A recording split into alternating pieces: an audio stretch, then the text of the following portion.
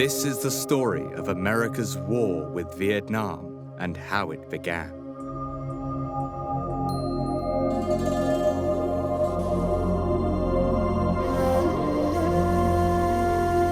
The history of Vietnam is one of conflict and great dynastic struggles, which have led to fragmentation of the country over the centuries, as well as inheriting the influence of many cultures.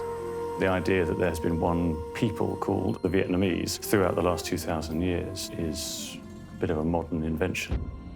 After centuries of war in Vietnam, the one that began in 1955 would be internationally reported news and last for 20 years. America say that they're fighting an army of peasants, so how could they possibly lose?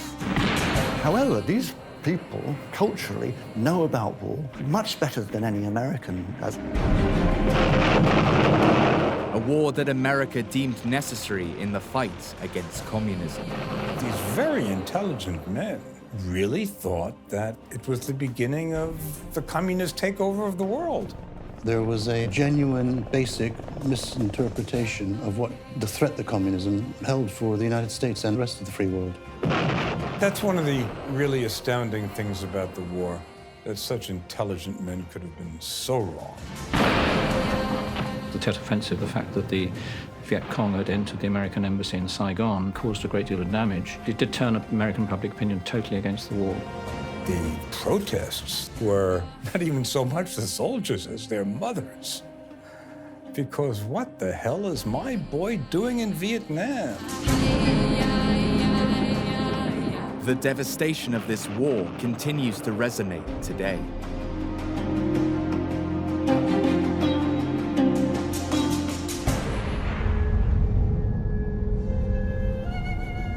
Vietnam is the story of two major river deltas, the Red River Delta in the north and the Mekong Delta in the south. The three geographic areas of Vietnam were first settled, as far as we know from the archaeology, by three different ethnic groups. The Vietnamese in the north, the Cham people in that central coastal strip who belonged to various kingdoms known as Champa. And then the Mekong Delta was settled earliest by Cambodians. The Cham people came actually from across the sea, probably from the north coast of Borneo, and they were great sailors and seafarers and traders. And they speak a language that's related to Malay. And they developed their own civilization in central Vietnam, largely influenced by Hinduism and to some extent Buddhism as well from India. They used to be the dominant kingdom, or the dominant political society on the South China Sea. For 5 or 6 centuries, it was the Sham that controlled trade on the South China Sea. Trade then expanded from Europe to China, seeing the arrival of Western traders, as well as Muslim traders from India and the Middle East. Slowly, Champa became mostly converted to Islam, while Christianity became very important in the central and northern regions. Full-scale war broke out between the northern and the southern Vietnamese kingdoms. Part of their weaponry came from trading with the Westerners, so that the Dutch would supply weapons to the Trinh in the north, and their ships would cross over the Portuguese ships supplying weapons from Macau near Hong Kong to the Nguyen family in the southern kingdom. Those are the first European contacts, but they were rapidly followed by the Dutch and then the British and the French.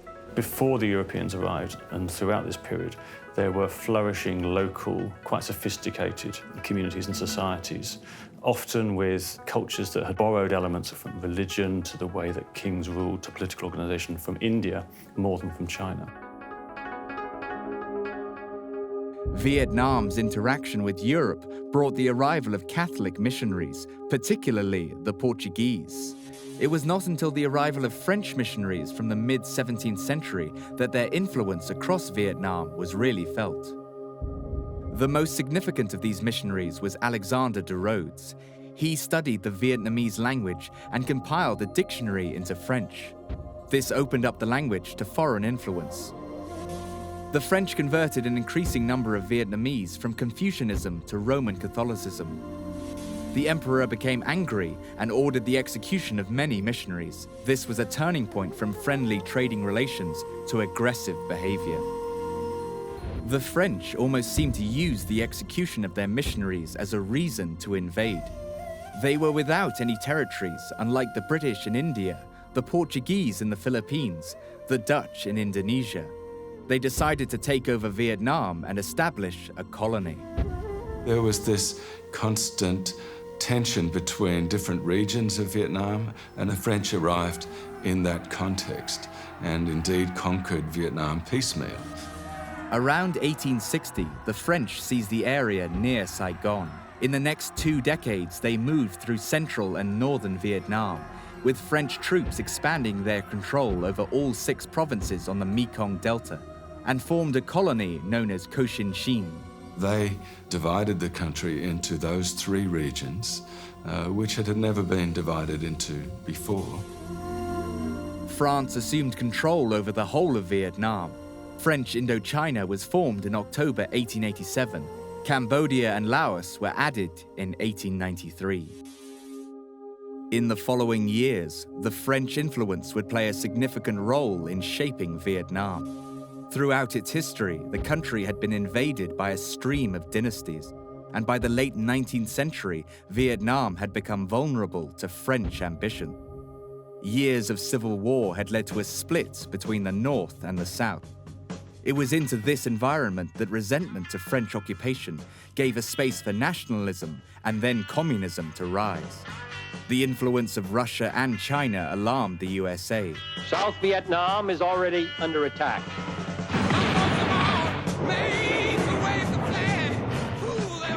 But how did events lead to such a catastrophic loss of life?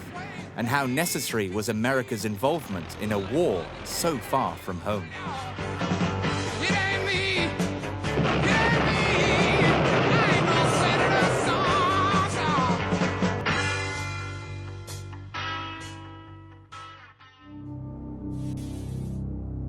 By 1884, France had taken control over Vietnam, forming the territories of Tonkin, Annam, and Cochinchine.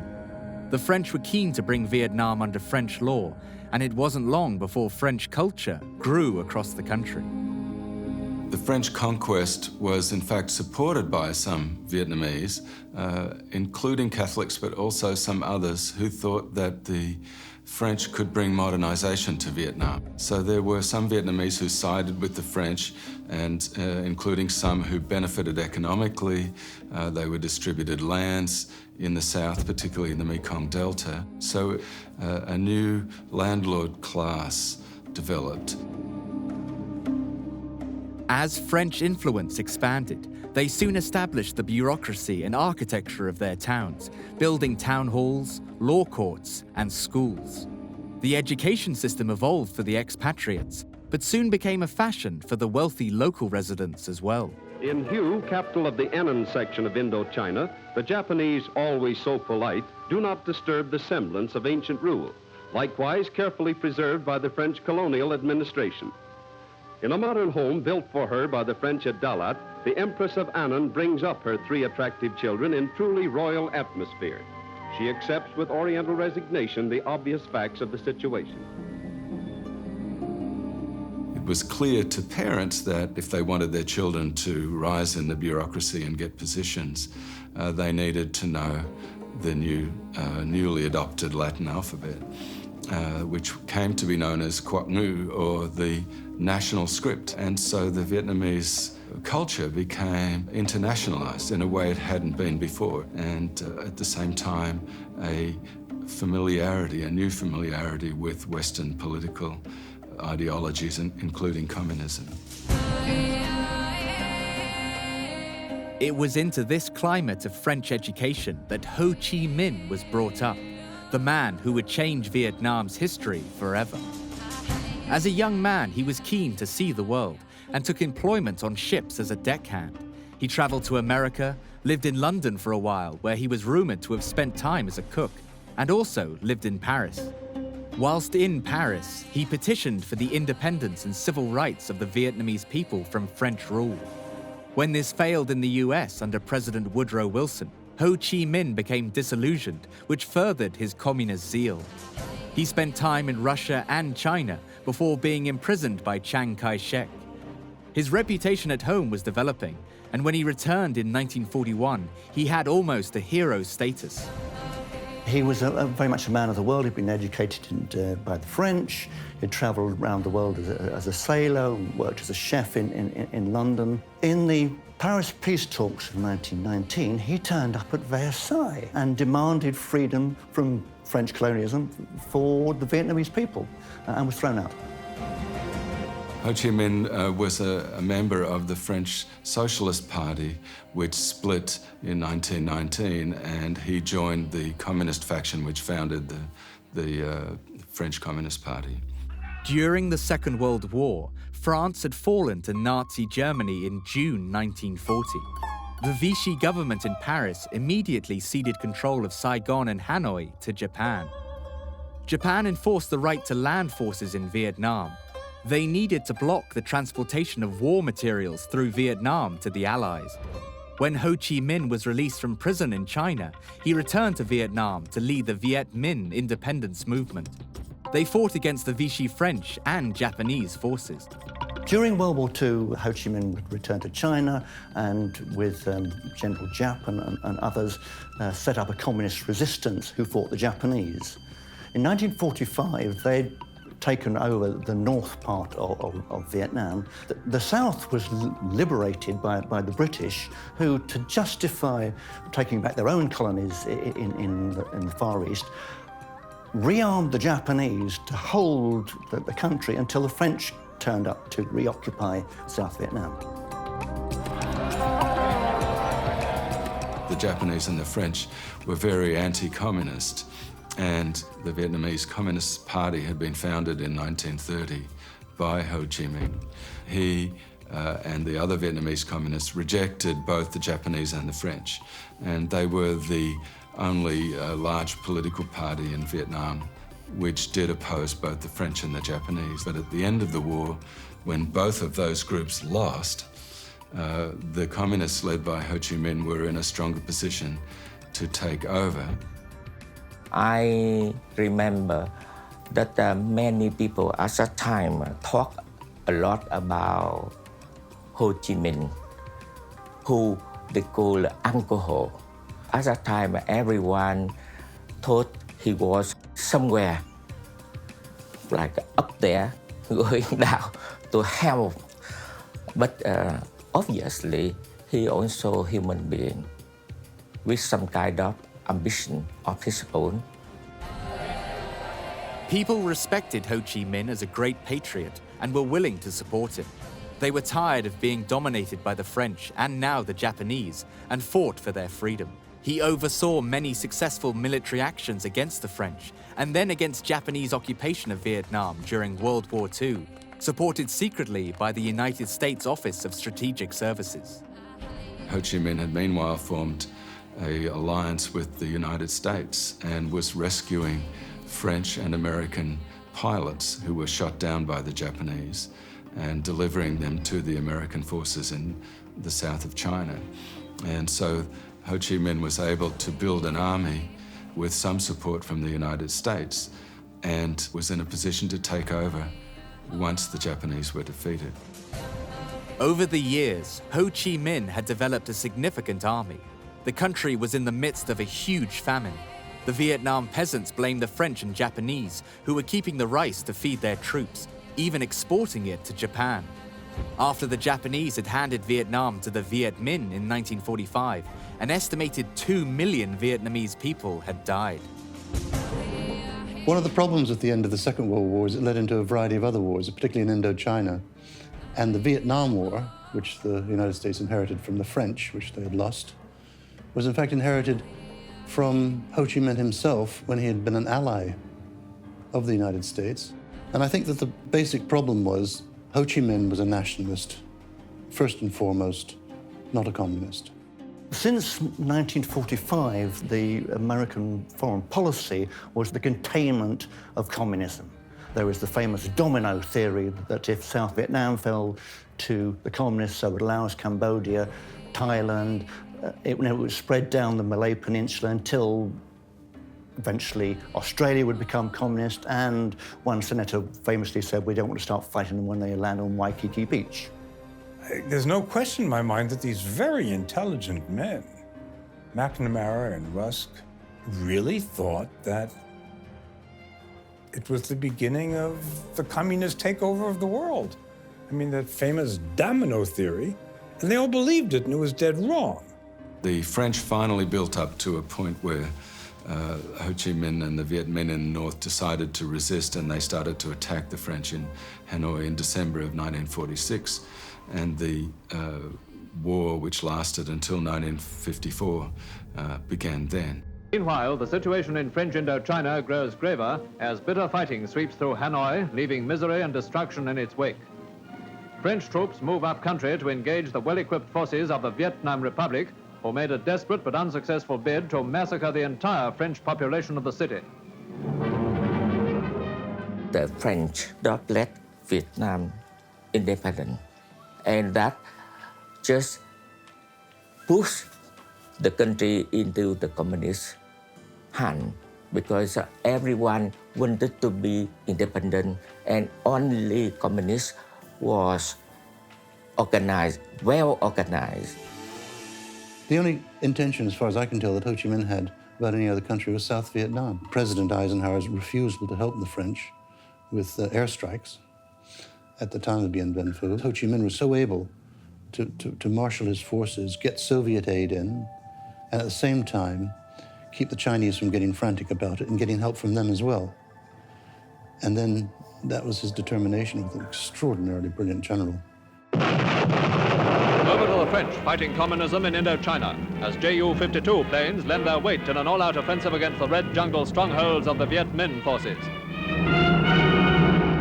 Particularly after the fall of China to the Mao's communist regime and the start of the Korean War in 1949 and 1950, respectively, the United States began to give massive military support and political support to the French effort in Indochina from 1950. The Americans were initially very reluctant to support them, but partly in exchange for support for France and NATO in Europe, the Americans decided to support France in Indochina, which led to American financial support and advisors and that sort of thing.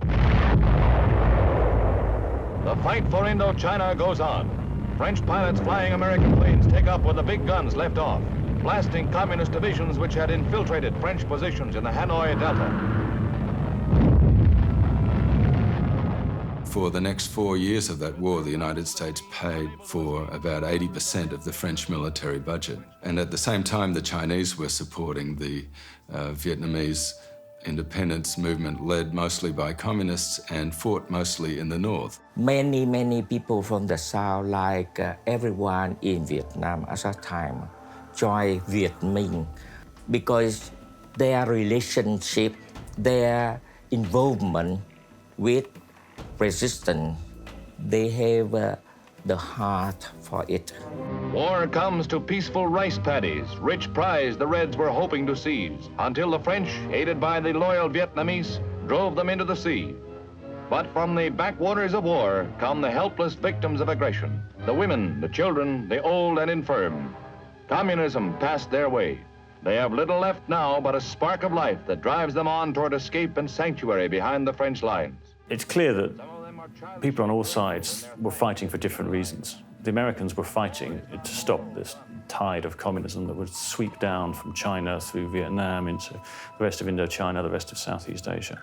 The Vietnamese, some of them may have thought they were part of an international movement, but many of them were just fighting for their own personal reasons, to liberate the country against foreign occupiers or to get rid of the power of landlords and that kind of thing. The war that broke out in 1946 dragged on for 8 years and has its culmination at the Battle of Dien Bien Phu in 1954, where a very bold move by the French military goes completely wrong and they're outfought and outthought by the guerrillas under General Zapp.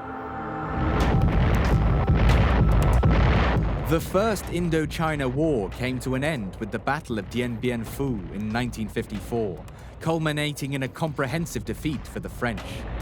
France agreed to withdraw its forces from all its colonies, and a conference at Geneva decided on the division of Vietnam, with control of the north given to the Viet Minh as the Democratic Republic of Vietnam under Ho Chi Minh, and the south becoming the state of Vietnam, nominally under Emperor Bao Dai. This prevented Ho Chi Minh from gaining control of the entire country. After the division of Vietnam into North and South, the North is seen as a communist threat by the United States. South Vietnam's Prime Minister Ngo Dinh Diem faced a 2-year deadline for a nationwide reunification vote. However, the US feared that Diem might not win. In the north, the Viet Minh had formed the National Liberation Front under Ho Chi Minh, known as the Vietcong, and started guerrilla warfare in the south of the country in an attempt to gain control. President Diem came back to Vietnam with the acceptance from the last emperor Bao Dai. In a referendum, he ousted Bao Dai, sent him into exile in France, and he became president. The South was still administered from Saigon until there was going to be an election which would then unite the country. When the Americans realized that they wouldn't win any election against the communists, they backed Prime Minister Diem in South Vietnam to set up an independent state so it would be analogous to North and South Korea. Because of the influence of the Korean War upon American thinking, when the French lost at Dien Bien Phu, and Eisenhower had to decide what to do about the country, he decided to support the South Vietnamese government in place, and they supported that dreadful man Diem. Diem was like a South American dictator about whom some American general, I think, once said, he's a son of a bitch, but he's our son of a bitch. And that strain of thought ran through the American government when they looked at their allies around the world. And it was a mistake. Half of the villages were under communist rule in 1954, and it wasn't clear who was going to come out on top. And indeed, the United States and the other political groups also expected that the communists would win. It wasn't anything great American conspiracy to rule the world or anything. They just didn't want the Russians to take over when they realized that Soviet communism, as they saw it, was a menace, which it was. It would influence other parts of the world that they thought they could reach. And as a consequence, Vietnam, after the French were defeated at Dien Bien Phu, was a prime candidate for American help. And so the Diem regime immediately turned its attention to the religious, or the political religious sects in the Mekong Delta, and attacked them first. And so there was fighting in the streets of Saigon in 1954 and 1955, and much of it spread to the Mekong Delta. There was a sort of civil war in the early days of the South Vietnamese regime. The divisions and unrest in Vietnam continued. The rioting intensified, and the Vietnamese people continued to see Ho Chi Minh and the National Liberation Front as a way to gain back their independence. America continued to closely monitor the situation, uneasy at the rapid rise of communism in Vietnam, which they deemed to be a direct threat to them. This mood prompted President Kennedy to send in aid, ultimately ending in over 500,000 US troops and a bloody war that would last for 20 years.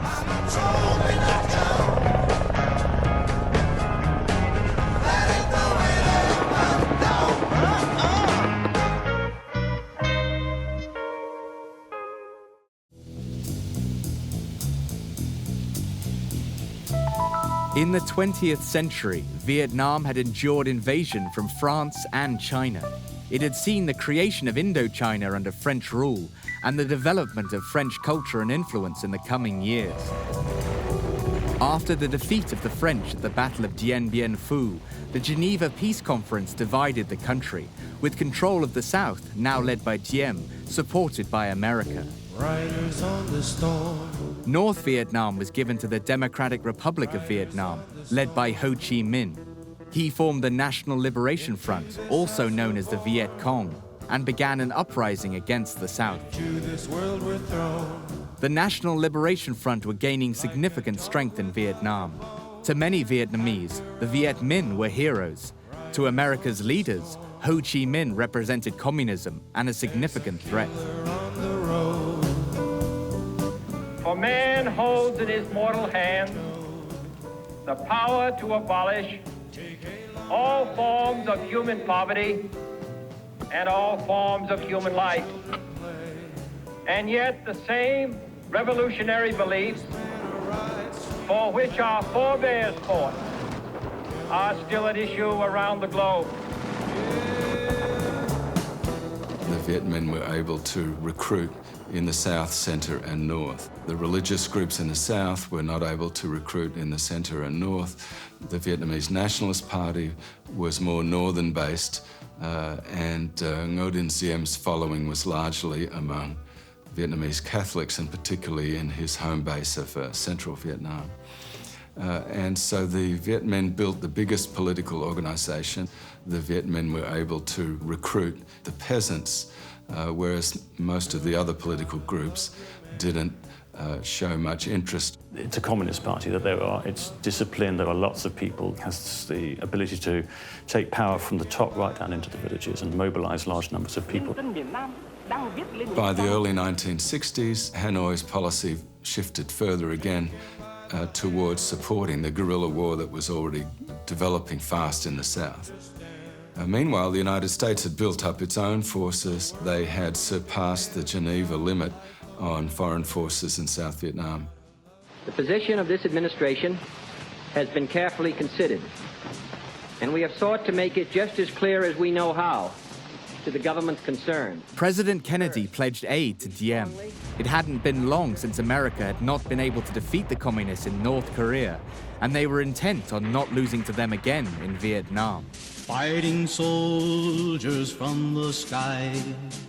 In 1961, 400 American Green Beret special advisors are sent to train soldiers in the fight against the Vietcong guerrillas under Ho Chi Minh. In October that year, General Maxwell Taylor reports to the president and advises Kennedy to expand the number of US military advisors and to send 8,000 combat soldiers.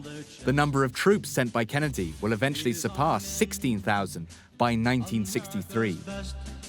It was a serious mistake for Kennedy to get involved, as he did, with American force in that part of the world, thinking that this great monolithic Soviet-style communism would rule the roost, when he could have played it differently, I believe, and fought it more subtly.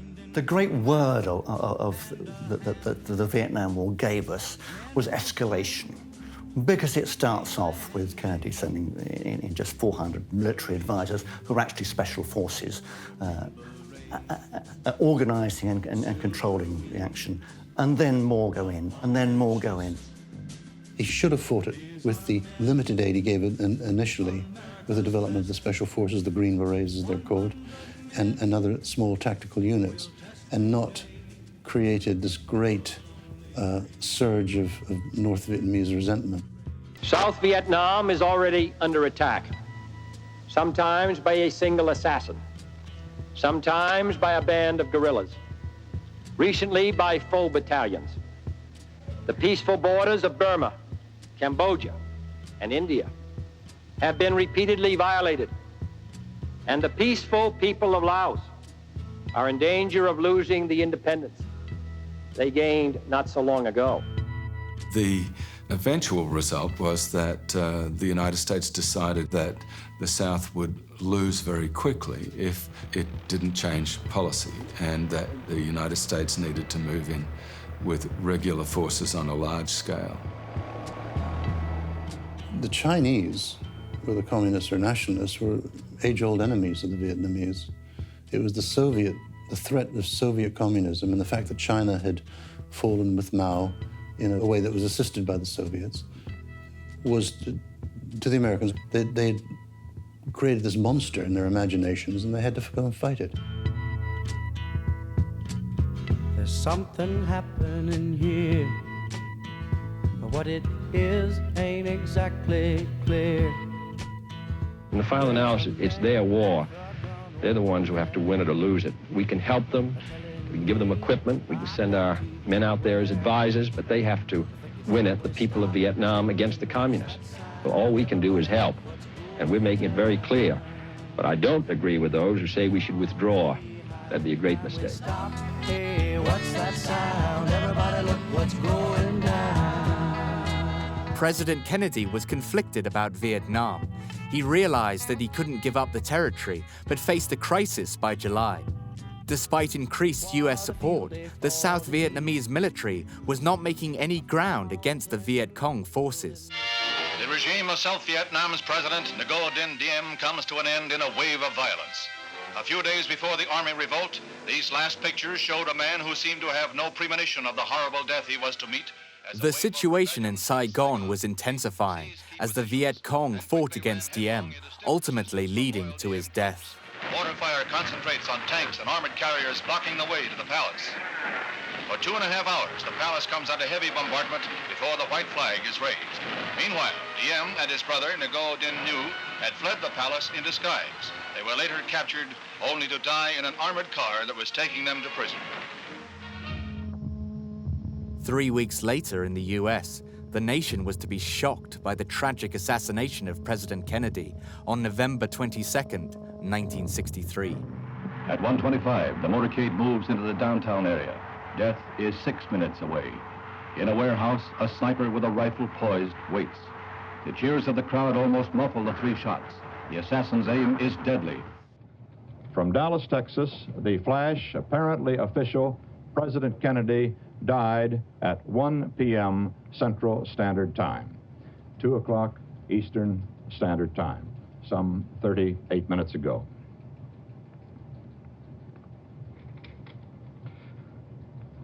Vice President Lyndon Johnson has left the hospital in Dallas, but we do not know to where he has proceeded. Presumably, he will be taking the oath of office shortly and become the 36th President of the United States. Lyndon Johnson was thrust into the presidency after the assassination. The country was in disarray. The worsening situation in Vietnam had been Kennedy's most pressing problem, and Johnson inherited America's commitment to Vietnam and to defeating communism. President Johnson, for all his great virtues, wasn't very strong on foreign policy. He had been in the Navy during the Pacific War, and he believed, one, that overwhelming force worked militarily, and number 2, he was a great Texan wheeler dealer. He figured if he waved the big stick, he could negotiate with Ho Chi Minh. Ho Chi Minh didn't want to negotiate with anyone. He knew eventually he would win. They could control how many people they were losing, and all they were doing was keeping their casualties down to below their birth rate. In August 1964, an incident off the Gulf of Tonkin triggered a reaction from President Johnson. The determination of all Americans to carry out our full commitment to the people and to the government of South Vietnam will be redoubled by this outrage. Ultimately, this reaction would lead to the beginning of a war in Vietnam, a war that still resonates. The justification remains a question to this day.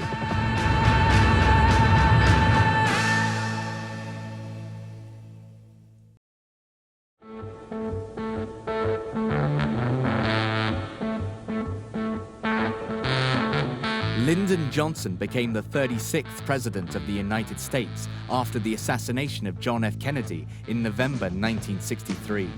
He inherited an economic crisis in America that saw him proclaim a war on poverty.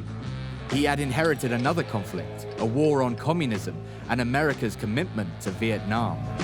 The increased strength of the Viet Cong and the rise of communism demanded more resources from Johnson.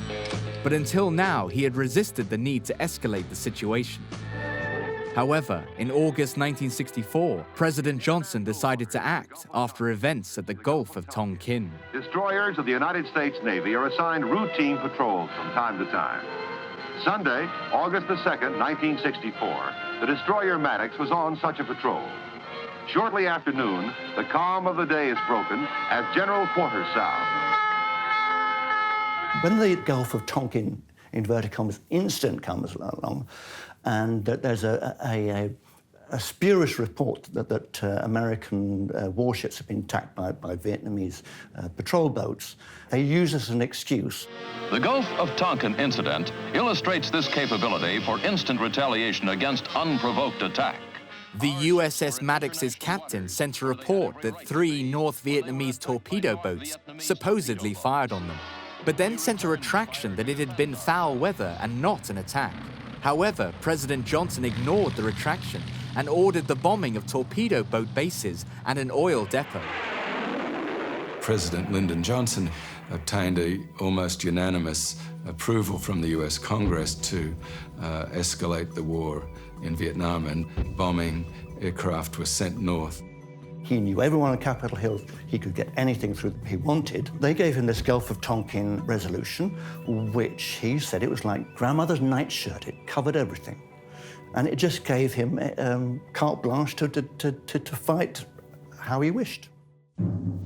It is my duty to the American people to report that renewed hostile actions against United States ships on the high seas in the Gulf of Tonkin have today required me to order the military forces of the United States to take action in reply. Eastern world, it is exploding, violence flaring, bullets loading. You're old enough to kill, but not for voting. You don't believe in war, but what's that gun you're toting?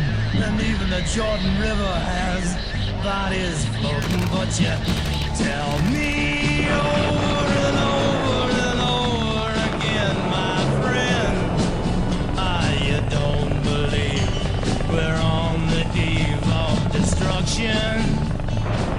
But repeated acts of violence against the armed forces of the United States must be met not only with alert defense, but with positive reply. That reply is being given as I speak to you tonight. My friend, you don't believe we're on the eve of destruction. Full-scale military action on Vietnam had begun. The Vietcong retaliate with a bombing onslaught on a US airbase. One of the major impacts of the United States build-up of ground troops in South Vietnam was that the communist guerrillas in the South started recruiting at an increased level themselves. And in fact, from 1964 to 1965, the communist guerrillas quadrupled their recruitment. Meanwhile, the United States was building up its forces at an even faster rate to hundreds of thousands. The American commitment on the ground in South Vietnam rises from 12,000 to 200,000. And suddenly, everyone in America is affected. Despite a campaign for de-escalation of US involvement, Johnson's attack on Vietnam is greeted with much support in the USA, and his popularity rises. He wins a landslide victory to be US president. Within a year, he had given the command for Operation Rolling Thunder to begin. And it's been the ruin of many a war. In God, I know I won. Forces on both sides built up with the contribution made from North Vietnam of regular troops coming into the fighting as well. And the destruction that was being conducted and carried out in the villages of South Vietnam, particularly the populated areas where the impact was greatest, but also in the forested areas. The level of destruction escalated enormously from the mid-60s onwards and had an enormous impact on the Vietnamese people's livelihood, on the way people tried to survive in the cities, fleeing from the countryside where the war was strongest into the cities. The cities began to fill up with rural refugees. Protest movements developed in the cities.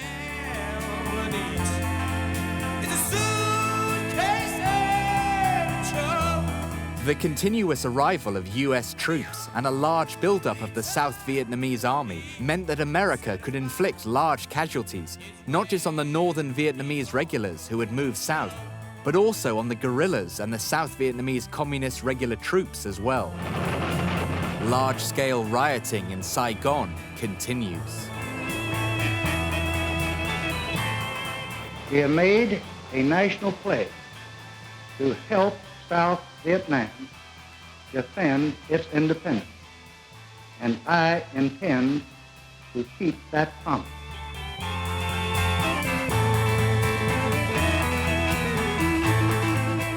America could not politically invade the North because they hadn't declared war. This was a police action, so that they couldn't invade the North, but they did feel that they were able to bomb it. This was called Operation Rolling Thunder, and they just tried to pulverize all the industry, all the supply lines, everything in the North. And in a month, they would drop as much ordnance from North Vietnam as had been dropped in the whole of World War II.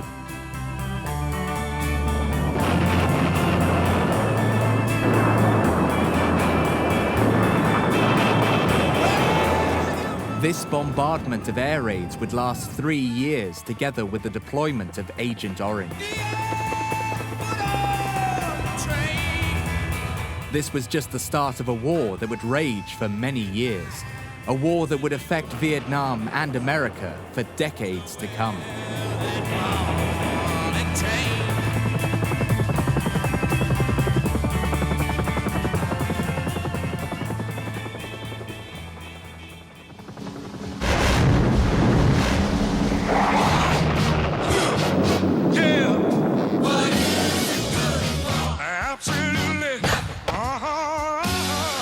The fear of encroaching communism drew America into the conflict of the Vietnam War.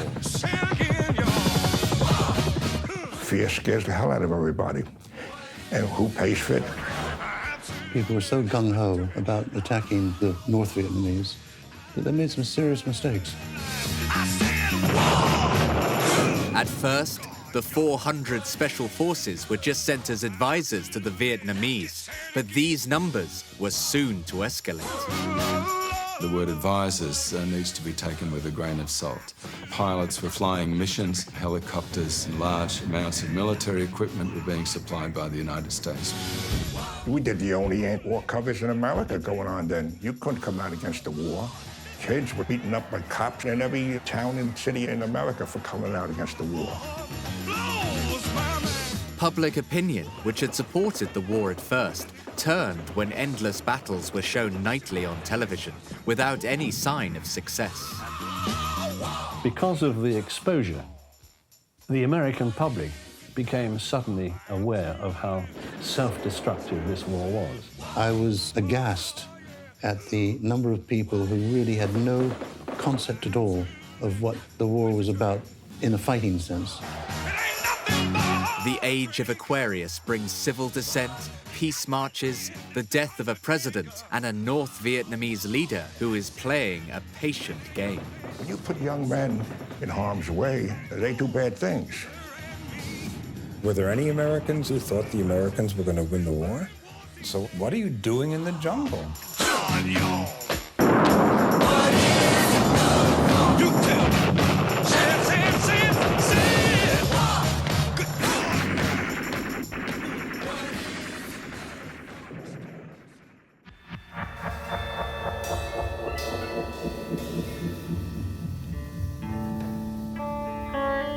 From Dallas, Texas, the flash, apparently official, President Kennedy died at 1 p.m. Central Standard Time. Vice President Lyndon Johnson has left the hospital in Dallas, but we do not know to where he has proceeded. Presumably, he will be taking the oath of office shortly and become the 36th President of the United States.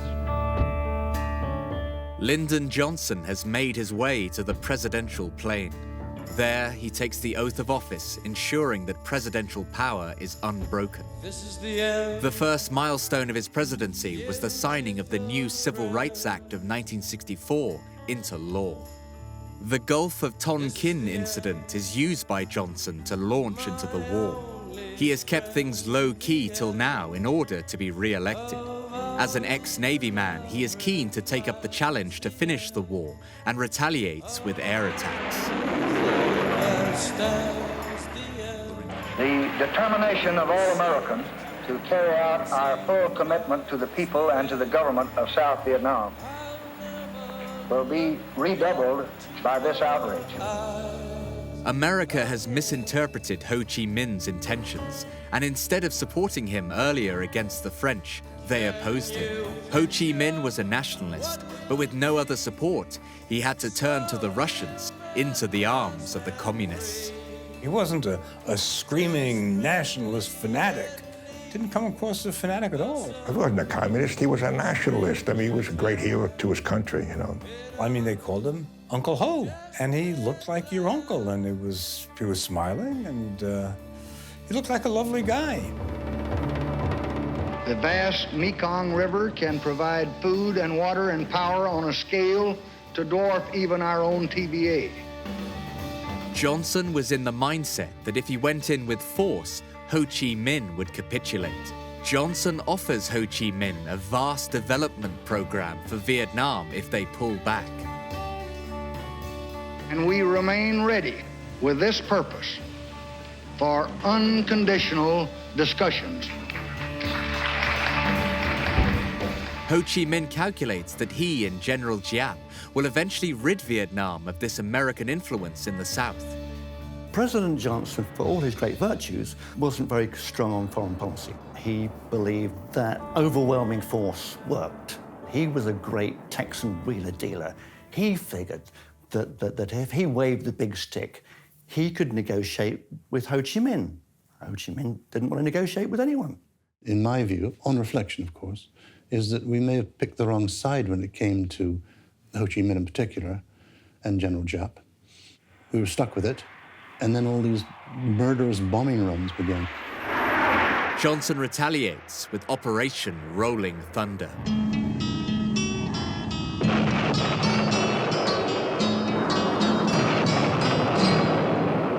The Americans, not being able politically to invade North Vietnam, tried to bomb it into a car park.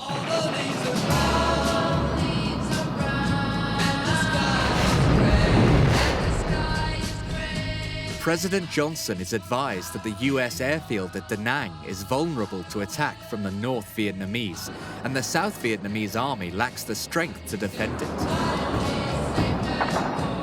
I have asked the commanding general, General Westmoreland, what more he needs to meet this mounting aggression.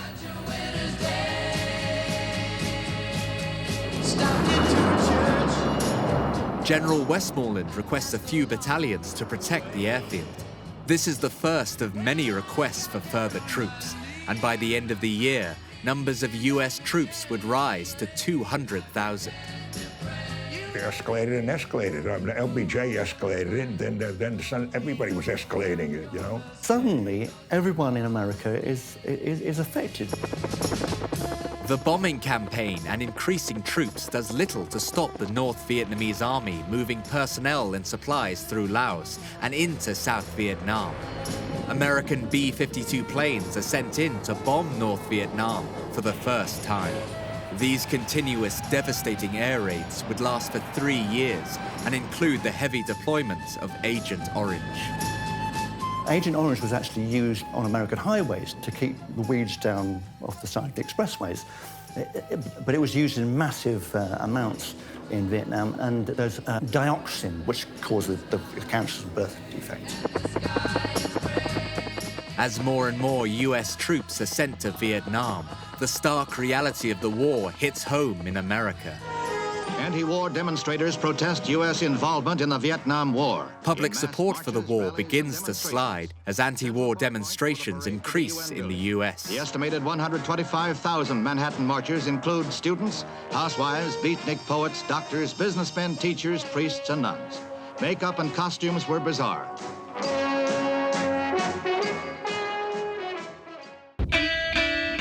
In a major war effort, the ground offensive, Operation Cedar Falls, begins. 30,000 US and South Vietnamese troops are sent to destroy Vietcong operations and supply sites near Saigon. Protest rallies and marches against the war in Vietnam continued to increase. Veterans from World War I, World War II, and Korea stage a protest in New York City.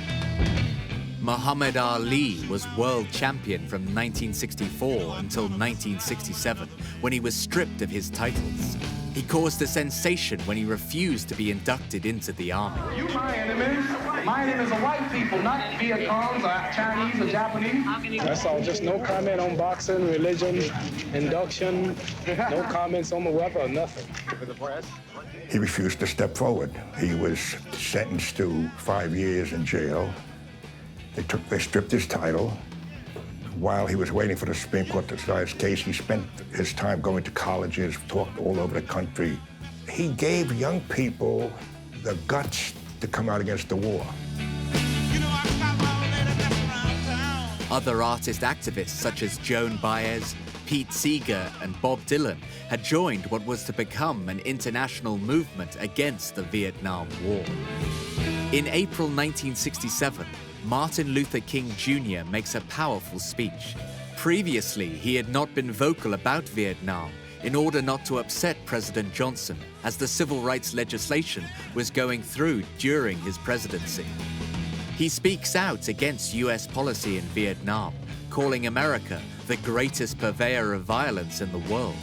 He publicly denounces their military presence in Vietnam and proposes a merger of the anti-war and civil rights movement. The promises of the Great Society have been shot down on the battlefield of Vietnam. The pursuit of this widened war has narrowed the promised dimensions of the domestic welfare programs, making the poor, white and Negro, bear the heaviest burdens both at the front and at home. Hey Joe, where you going with that gun in your head? In June 1967, the first Monterey Pop Festival takes place, showcasing many artists who've been expressing their anti-Vietnam feelings. When Jimi Hendrix takes to the stage, many young men in the audience already have their draft papers. You know, I'm gonna mess around with another man. You had Ravi Shankar on one side, and then you had The Who smashing up guitars on the other, and Jimi Hendrix somewhere in the middle. And that would certainly have been a kind of rallying cry for increasing anti-Vietnam sentiment. There have been various incidents of burning draft cards, but this was brought into intense focus when it was acted out in the musical Hair in New York in October 1967. People in colleges were pretty well organized by this time because they'd been fighting for civil rights. So they knew how to protest. And this essentially divides the country, that the younger generation know how to cause trouble, know how to, if necessary, avoid the draft and flee to Canada. Whereas the older people remember World War II and remember being right. 1967. The Summer of Love had a bloody underbelly. Young American boys are sent to fight their counterparts in Vietnam. This will be brought to a terrifying conflagration with the shock of the Tet Offensive.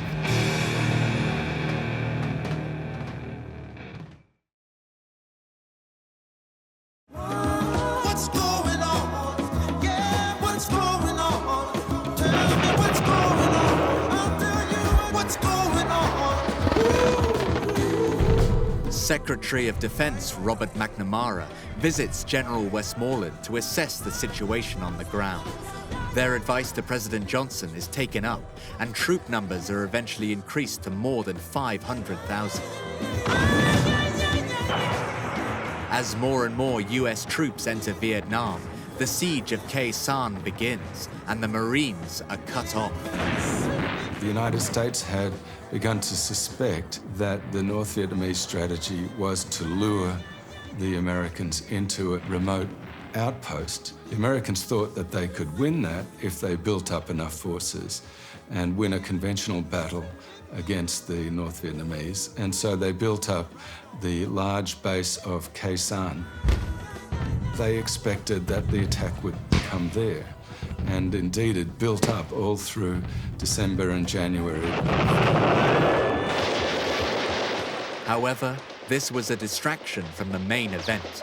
On the night of January 30th, the Vietnamese New Year, some 80,000 Viet Cong attacked 36 capitals, 64 towns, and 4 American bases. Around 4,000 Viet Cong attacked Saigon, occupied the grounds of the US Embassy, and hit General Westmoreland's headquarters. This was known as the Tet Offensive. Americans have to engage intense force to recover from the sudden onslaught.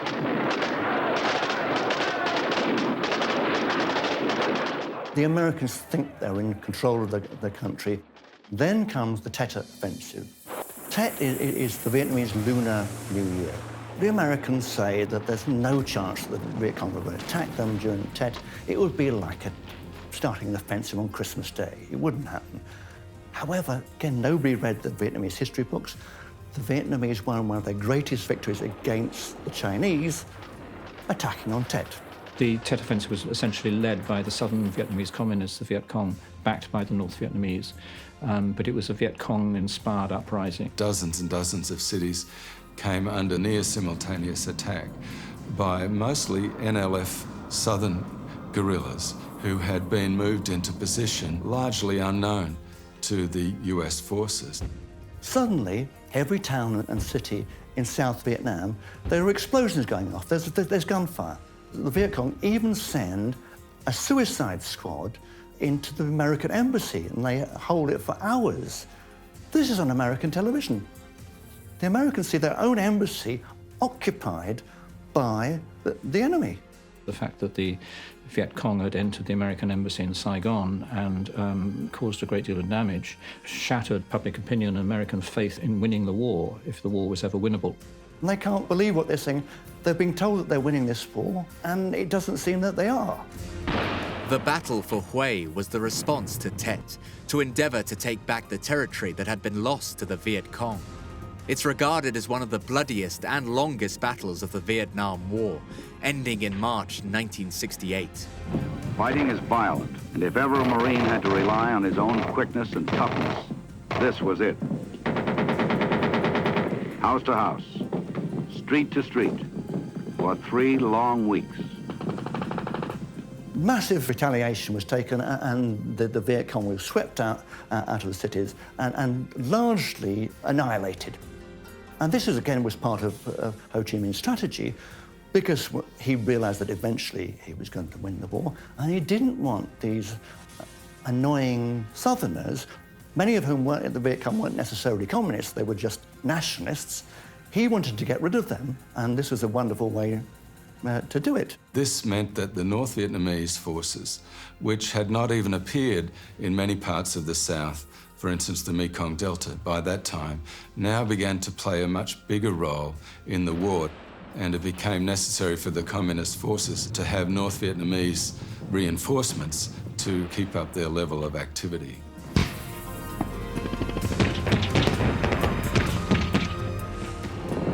After the first day, Marines own just 2 blocks of the city. 2 blocks.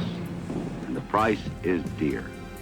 Militarily, it was a defeat for them, but in political and public relations terms, it was a huge success and badly damaged American morale, particularly at home. And the tide of the war changed. On the north side of the river, the enemy's position begins to crumble. Marines, along with the South Vietnamese Army, Marine and Ranger units, move into the Imperial Palace.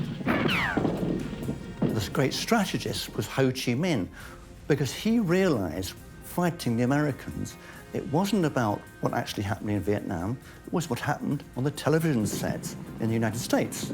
So if he could get the war on the news every night, he knew that America would tire of it sooner or later, and he'd get his way. Finally, the job is finished. 25 days of heavy fighting. Enemy losses in the thousands. And each Marine knows he's been a part of a historic battle, knows he rates the traditional, well done. Although America did win back their territory, this was a huge turning point in the war, as America loses its appearance of invincibility. Vietnam was the first television war. It was on the nightly news in America, and it was on the news here in the UK, and so it had a phenomenal impact. It was in American living rooms every evening. It's getting near dawn. Now CIA men and MPs have gone into the embassy and are trying to get the snipers out. This is the main Vietnamese language radio station in Saigon. And right down And it went on and on and on. And of course, the people in America knew that their sons were going, and there were shots of the body bags coming home. And it's terribly demoralizing. America has this great sort of culture of winning, and they believe that with their wealth, their technical expertise, and their manpower, that they could do anything. The smoke turned on us again, and out of it, in the briefest lull in the crossfire, soldiers came running out carrying children. Every time you went around a corner, you see a palm leaf move, and you think, Christ, it's an ambush. Every time you see a junk, you think, it's full of explosives. I mean, this is how American television had weaned me into Vietnam. So I went out there convinced I was either going to be killed or I was going to fail in the story. My very first story in Vietnam, Apocalypse Now, the scene where they're on that little boat, big machine gun up there. Well, that was my first story. River Marine Patrol, it was called. And I was absolutely terrified. I mean, really quite terrified.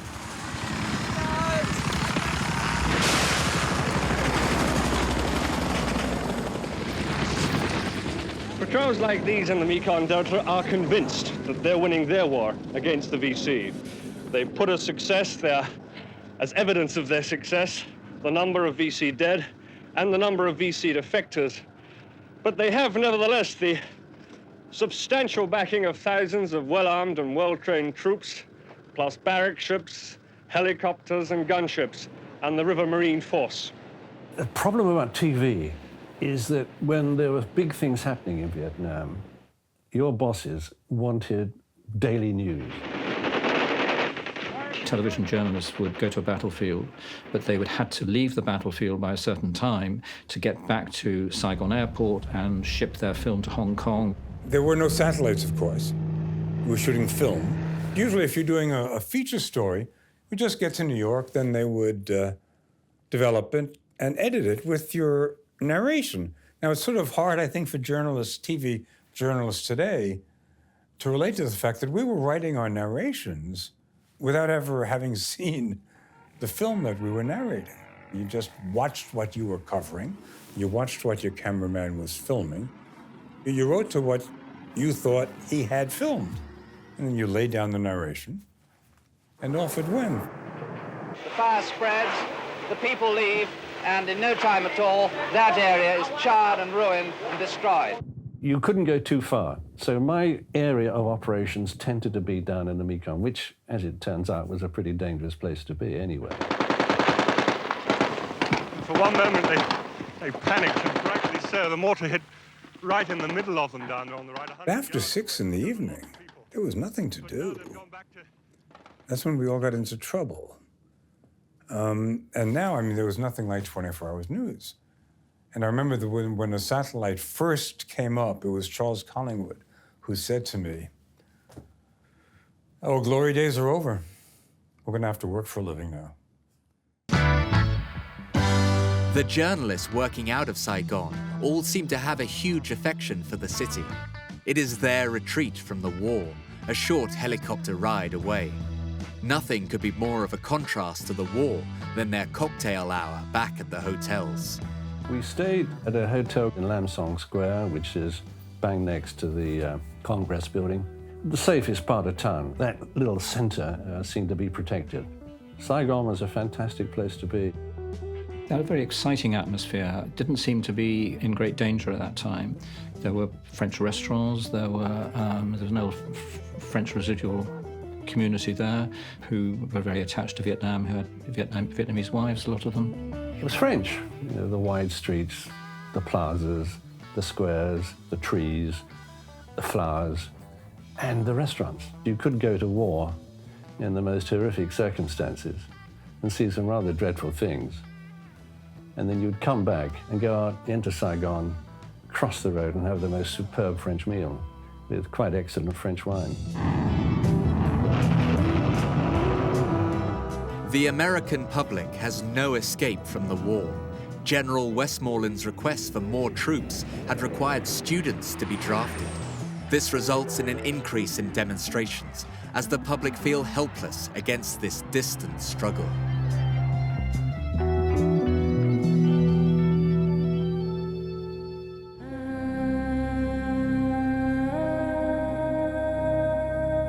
The Ho Chi Minh Trail was developed from earlier footpaths used for trading. It started just south of Hanoi, and due to the mountain range Trong Son, the trail dropped into Laos and Cambodia, and then into South Vietnam west of Dalat. At first, it took several months to reach the south. However, the volume of traffic expanded gradually, from carrying loads on soldiers' backs or in carts, to improvements being made to accommodate heavy trucks. Dotted along the route were fuel storage tanks and field hospitals. The trail was covered by the heavy jungle canopy and therefore hidden from US bombing raids until the bombing became so intense, destroying the jungle and using Agent Orange to defoliate. Even so, the determination of the North Vietnamese would just make another path around to join the trail again. This trail was supplying several 100,000 troops in the south against the US. My unit was trying to achieve a workable interdiction of the Ho Chi Minh Trail where it came into South Vietnam, north of Saigon. They bombed the Ho Chi Minh Trail with a supply trail that ran down through Laos and latterly through Cambodia. The Ho Chi Minh Trail was in fact a series of trails, some of them big enough to take vehicles down, but they carried the stuff.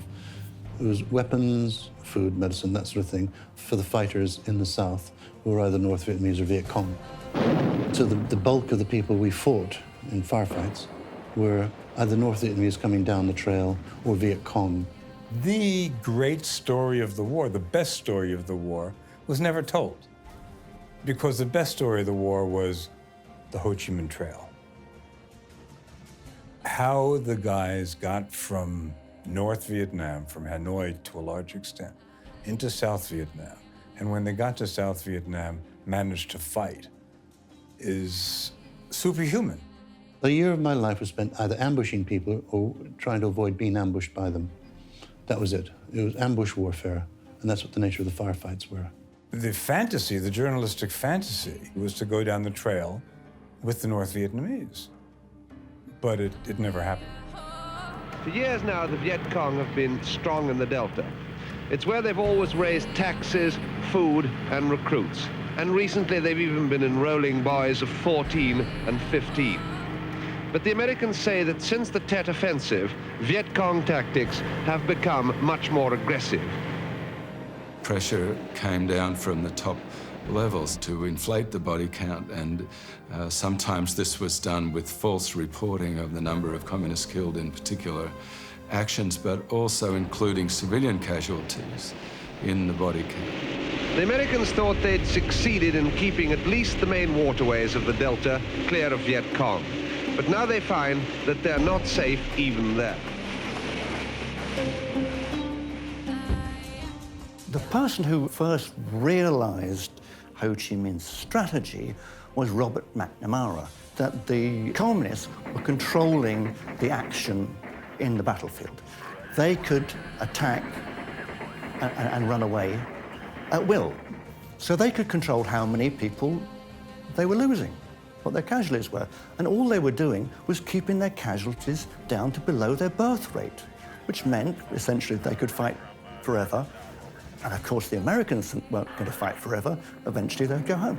The NLF also were able to keep recruiting amongst people who were disillusioned or disgusted by the destruction and the casualties inflicted on the Vietnamese rural population. It was the kind of place where you had, you know, brothers fighting for the ARVN, the South Vietnamese army run by the South Vietnamese American puppets, and then you had his brother in the Vietcong.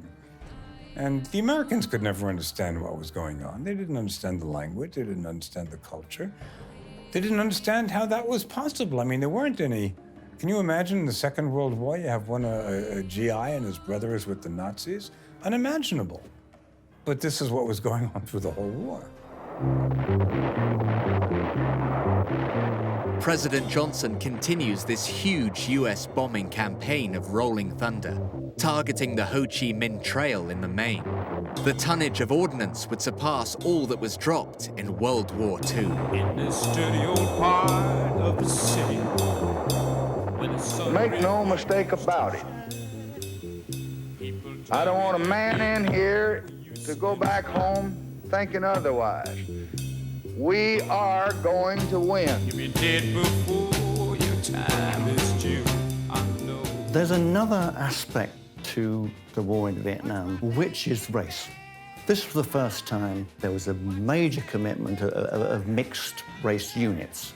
A lot of young black Americans wanted to prove their status in American society, their manhood, if you will. He wanted to get young black men into the army so he could supply proper medical assistance to them, give them education, and get them out of the ghettos and improve their lot. As the war started to go badly, the black guys think, well, hold on, why are we dying over here when the enemy's back home in America? In the early years of the war, the black and Latino soldiers were professionals in mostly mixed-race units. By the end of 1968, draftees account for over 30% of American troops. Amongst these are many black soldiers who are growing more and more disaffected in what they called a white man's war, when there were so many racial issues to deal with back home. As the casualty rate increased, conscription was now to include college students who had previously been exempt. This meant that although the majority of US soldiers were still volunteers, their numbers now included middle-class white Americans who were forced to defer their university education.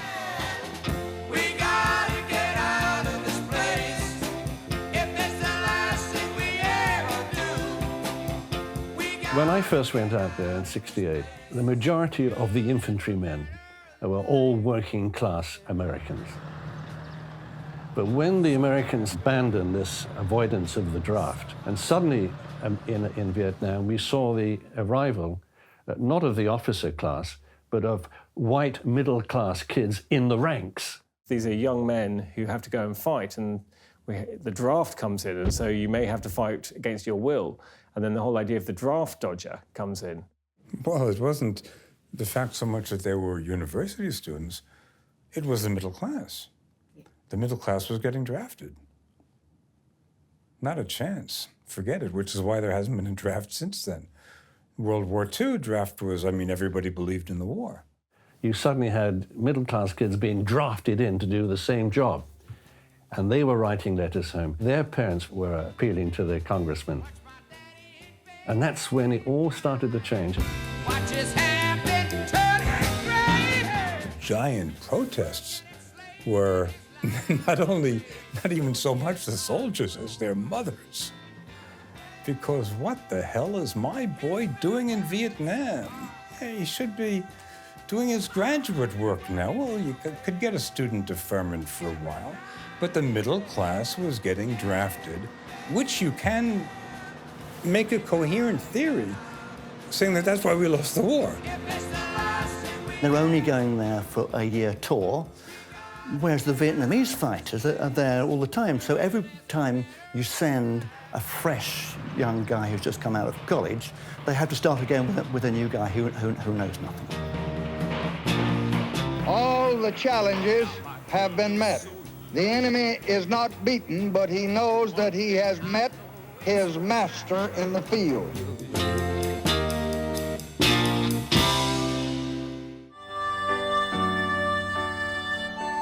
President Johnson was under tremendous pressure over the lack of victory in Vietnam.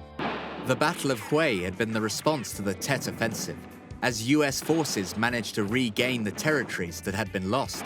But all their claims of victory were like dust in the hand, because this amounted to only a stalemate. In addition, at home, despite all his efforts to pass a Civil Rights Act through Congress to become law, the lack of improvement for the black situation caused the Black Power movement to be active against him. The Democratic Party split into many factions. Johnson does badly in the New Hampshire primary and ends his bid for re-election. The nation is stunned. With American sons in the field far away,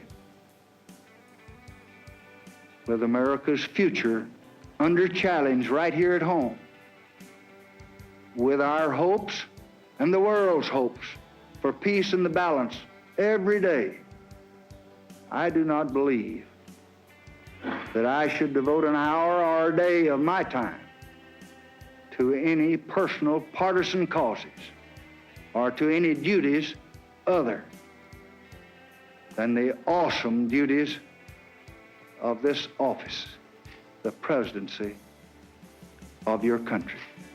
Accordingly, I shall not seek and I will not accept the nomination of my party for another term as your president. The famous CBS anchor, Walter Cronkite, he hadn't been in Vietnam since 1965. He went back, saw what he had to see, and said on American television, "We're not winning. Can't win." And at this point, President Johnson said, "If I've lost Walter, I've lost the American public," and he resigns. A strike in Memphis causes Martin Luther King Jr. to return to his hometown.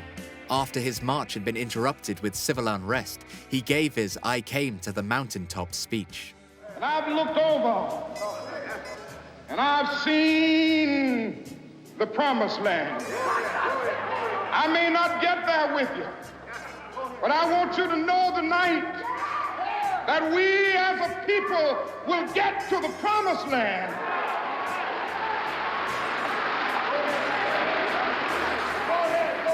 So I'm happy tonight. I'm not worried about anything. I'm not fearing any man. Mine eyes have seen the glory of the coming of the Lord.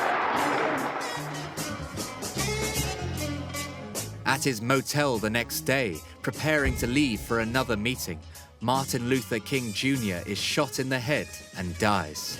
That April sees the beginning of riots in many US cities.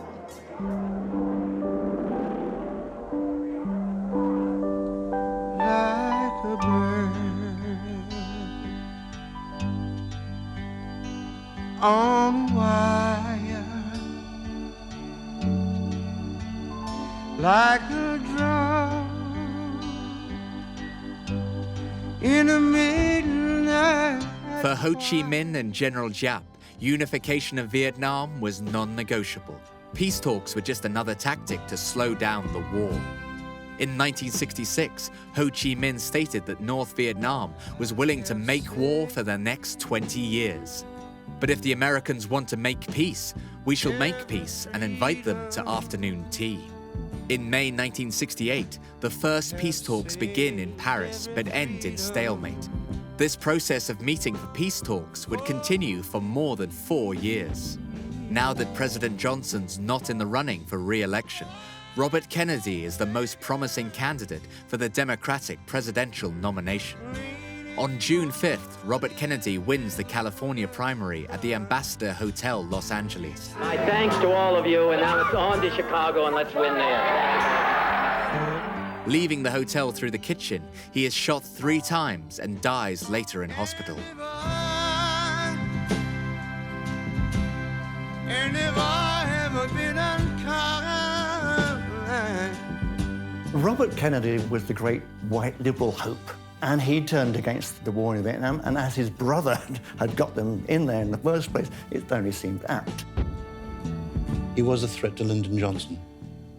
But Lyndon Johnson, about that time, decided that he would not run in November. And Hubert Humphrey then had to run for president in the Democratic Party, and of course Nixon was against him. Let me tell you what those 4 years have done to America. The longest war that America's ever had in its history. The worst crime wave we've ever had in our history. The highest taxes we've ever had in our history. The highest rate in the cost of living that we've had in a generation.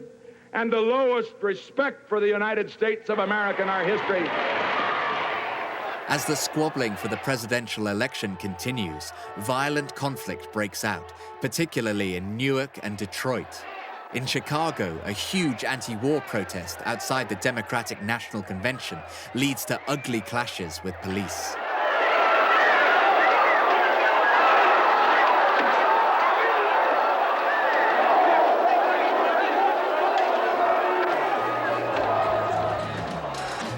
Hubert Humphrey gains the Democratic nomination, but loses to Nixon by a majority vote of less than 1%.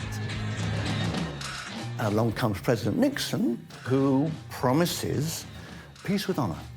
To get the boys out of there, everything's going to be all right. I decided in my mind, I was in Vietnam at the time, that I would vote for Nixon because he, rather than Hubert Humphrey, would end the war. And he would find some way to extricate the United States out of that mess. Unfortunately, that's not what he gave America. He pulled some of the people out, but he expanded the war into Cambodia and Laos. However, less than 2 months into office, President Nixon orders the secret bombing of Cambodia, ostensibly to destroy the Ho Chi Minh Trail and the supply enclaves just over the border. This covert bombing of over 500,000 tons of ordnance would actually stretch across the whole of Cambodia and was carried out without the knowledge of Congress or the US public. We will aid Cambodia. Cambodia is the Nixon doctrine in its purest form. In Cambodia, what we are doing is helping the Cambodians to help themselves.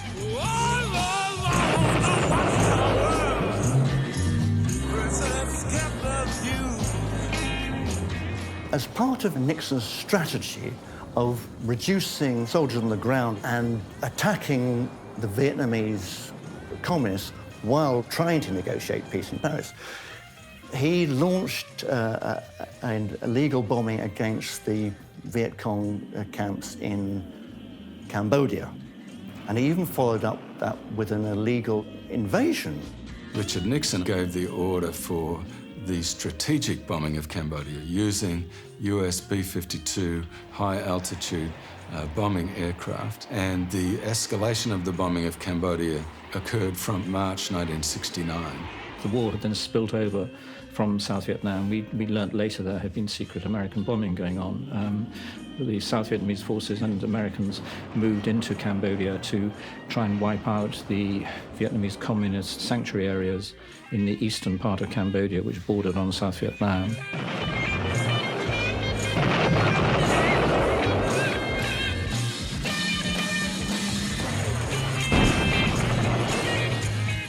Ho Chi Minh dies. General Giap carries on the strategy of the war. The age of Aquarius ends with students being shot down by the Ohio National Guard. South Vietnam has lost its US support and fights a desperate war alone against the North. Nixon's secret war crimes are brought to light in the Pentagon Papers, in the Washington Post, with the New York Times. General Giap still stands strong for the North as the war in Vietnam rages on. The Vietnam War had already lasted for 13 years. May 1968 saw the beginning of the Paris peace talks. The intention was to stop the fighting between North and South Vietnam, establish peace, and remove the enormous American military presence. America had supported the South Vietnamese since 1955. Presidents John F. Kennedy and Lyndon Johnson had escalated America's involvement in the war, resulting in more than 500,000 troops in Vietnam. In January 1969, Richard Nixon became president and faced extreme hostility to a war that had raged for so long. He assured the American public that he would withdraw the number of US troops considerably. However, he initiated a secret plan and within 2 months was bombing Cambodia. On September 2nd, 1969, President Ho Chi Minh, hero of the revolution, dies. He had been the father figure of the National Liberation Front and had played an amazing game of bringing support from the Soviet Union whilst keeping China at bay in his quest to rid Vietnam of the French and then the Americans. In 1969, Ho Chi Minh died, but the policy of Hanoi stayed the same. They were happy to sit around a table in Paris, but would essentially agree nothing. When the truth is found. Nixon had campaigned under his banner of peace with honor, which was the plan to build up the South Vietnamese forces so that they could defend the South against the communist North, or Vietnamization. US troops would be gradually removed. Don't you need somebody to love? The American line for the last few years of the war was building up. Vietnamization, they called it. Vietnamization meant creating a South Vietnamese army which was going to salvage South Vietnam from the North Vietnamese evil communists. Nixon comes to office. He's pulling Americans out and they're training up the South Vietnamese to fight their own battle. But a lot of these guys, they consider the Americans the really the enemy as much as the communist Vietnamese do, and they don't want to die fighting their brothers. So they're a pretty incompetent lot, the South Vietnamese army. I thought the South Vietnamese had behaved disgracefully during the war and then were treated disgracefully by the United States during the peace treaty. I think the South Vietnamese were exceptionally badly led from the time of Diem onwards. News broke out in November 1969 that there had been a massacre at the village of My Lai, where more than 400 villagers had been slaughtered by Lieutenant Calley and his troops. This village was not a stronghold of guerrillas. It was just an ordinary village. There was a village nearby that was a stronghold of the Vietcong, but Lieutenant Calley, who was in charge of the platoon, couldn't read a map. They went into this village, essentially shot everybody. They raped a lot of the young women and then killed them. They threw one old man down a well and dropped a grenade in after him. Eventually, the survivors were herded up into a drainage ditch and everyone just emptied their guns into the pile of bodies there. When you put young men in harm's way, they lose control. They shoot anything that moves, you know. And then you run into guys like Lieutenant Calley, who were psychopaths. I'd venture to say there were 50 My Lais that we never heard about. Calley was sentenced to life. He served, I think, 18 months under house arrest before being discharged. You know, the Americans can't be doing this. Land of the free and trying to free the South Viet. They can't be killing the people they're coming here to defend. But I have to say that after a few years of being out there back and forth, it was pretty commonplace. One of the most astonishing things that I can remember, we met a colonel, a very well-educated American. He spoke ancient Greek. He'd got a business degree from Harvard. Everywhere he went, he took his Thai chef. And he took French wine everywhere he went. It was just like a movie. I mean, so much of Vietnam is like a movie. We interviewed him. Then he said, well, gentlemen, thank you very much. I'm now off to kill Kong. I said, you're going on a mission, sir? He said, no. Every afternoon when there's nothing happening, I get in my Bell helicopter and I take my hunting rifle with me and I go and search for Kong. And if I see somebody in the fields, I give him a little bit of a run and then I kill him. There you go, Sarge.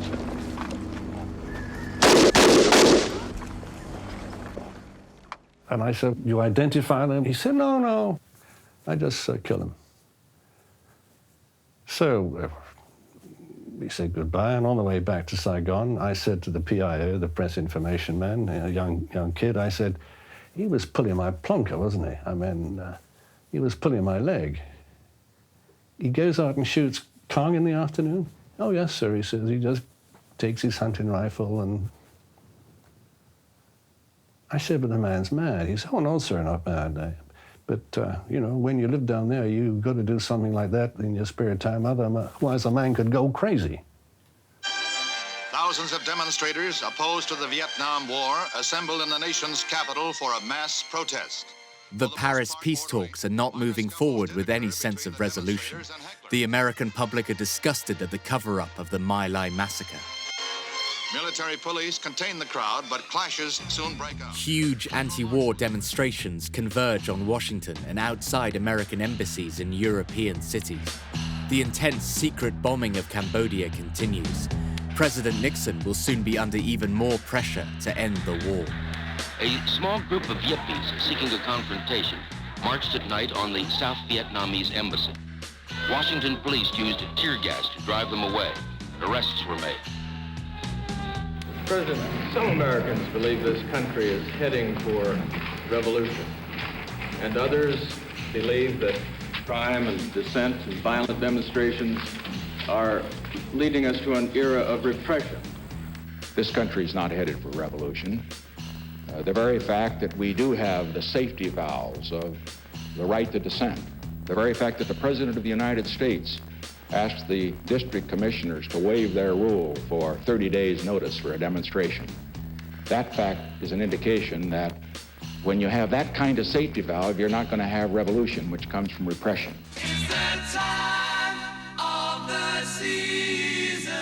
As the hostilities in America continue, soldiers in Vietnam now have draftees amongst them, many of whom are voicing their distrust of the war, causing unrest in the ranks. For my entire tour of duty, and I think by and large all of my soldier colleagues felt, we were wasting our time.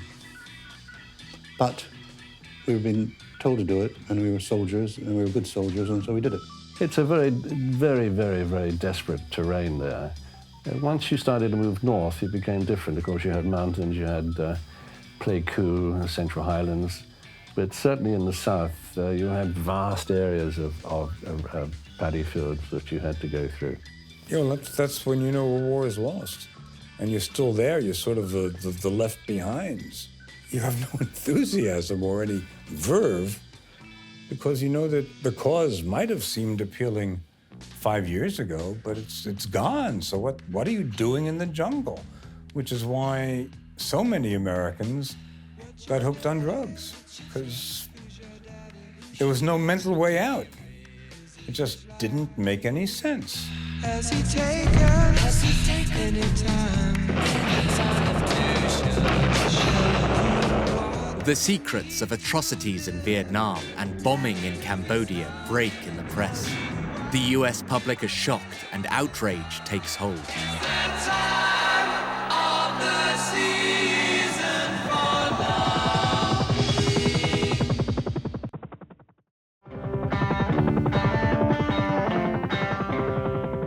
When Senate transcripts were made public, news of increased US involvement in Cambodia and Laos surfaces. This leads to more demonstrations across America.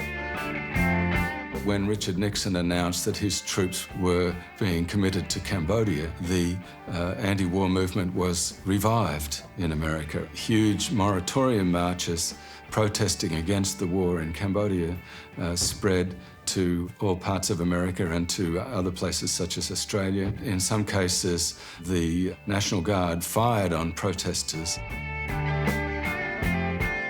Tragedy strikes at Kent University, Ohio in May 1970. Several anti-war protesters hurl rocks at the National Guard, who open fire on the crowd, killing 4 students. Gotta get down to it.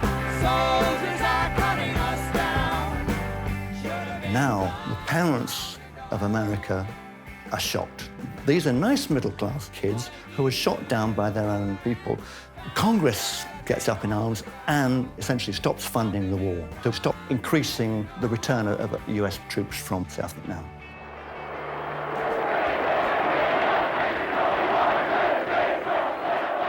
The Vietnam War suffers decreasing support in the US. President Nixon is forced into eliminating the use of the draft. With ongoing peace talks in Paris stalling, he introduces another peace plan.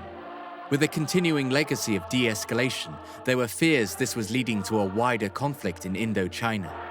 The new president of North Vietnam, Le Duc Tho, and Henry Kissinger begin secret talks in an attempt to resolve the situation.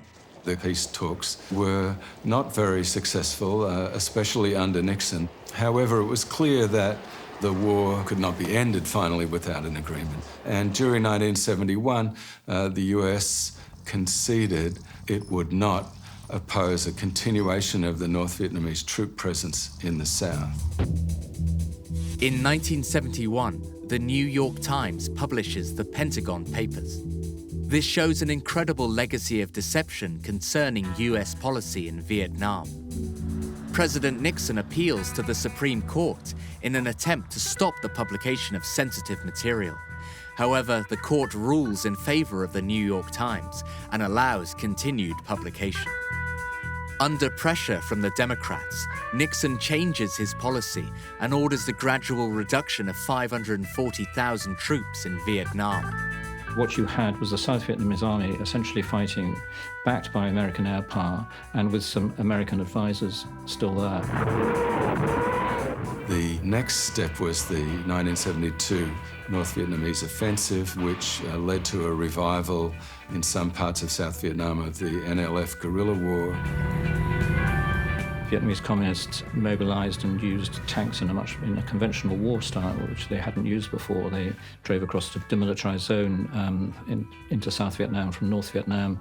They captured various towns in the Saigon region, in particular a place called An Loc. And the United States bombing of North Vietnam indeed escalated through the year 1972 while the peace talks were going ahead. We have adopted a plan which we have worked out in cooperation with the South Vietnamese for the complete withdrawal of all U.S. combat ground forces. President Nixon addresses the American public about withdrawing all US troops and therefore all involvement with the war in Vietnam. Ongoing secret peace talks are revealed. However, Nixon cannot stop himself from making more onslaughts in Cambodia. I still think we ought to take the guys off now. I think to let brown people get blown down if we understand people. Well, no, I'd rather see some nuclear bombs. You got that ready? And that, I think, would just create too much. The nuclear bomb, that would probably...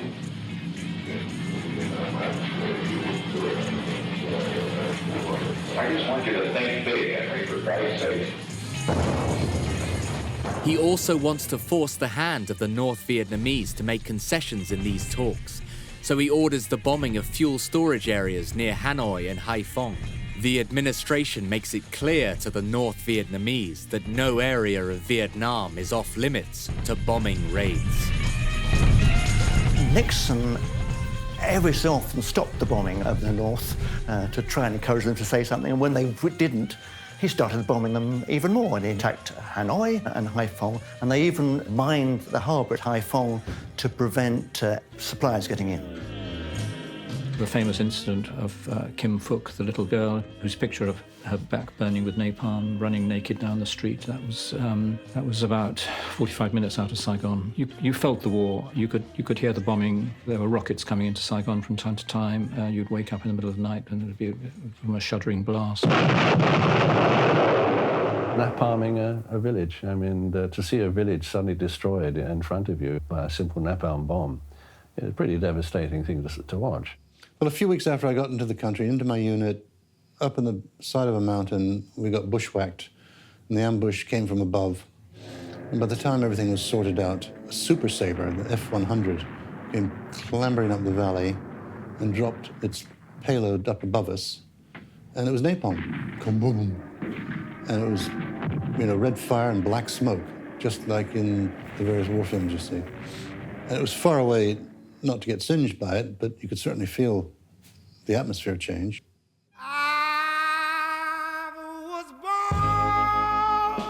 Henry Kissinger and Le Duc Tho reach an agreement in principle on various key measures leading to a ceasefire in Vietnam. However, the South Vietnamese President Thieu refuses to agree, saying the war in the South is still ongoing. President Nixon has a bit of a problem because he's coming up to face a new election, and he'd promised peace with honor and hadn't delivered it. So there's great pressure on him and his national security advisor, Henry Kissinger, to get some peace agreement.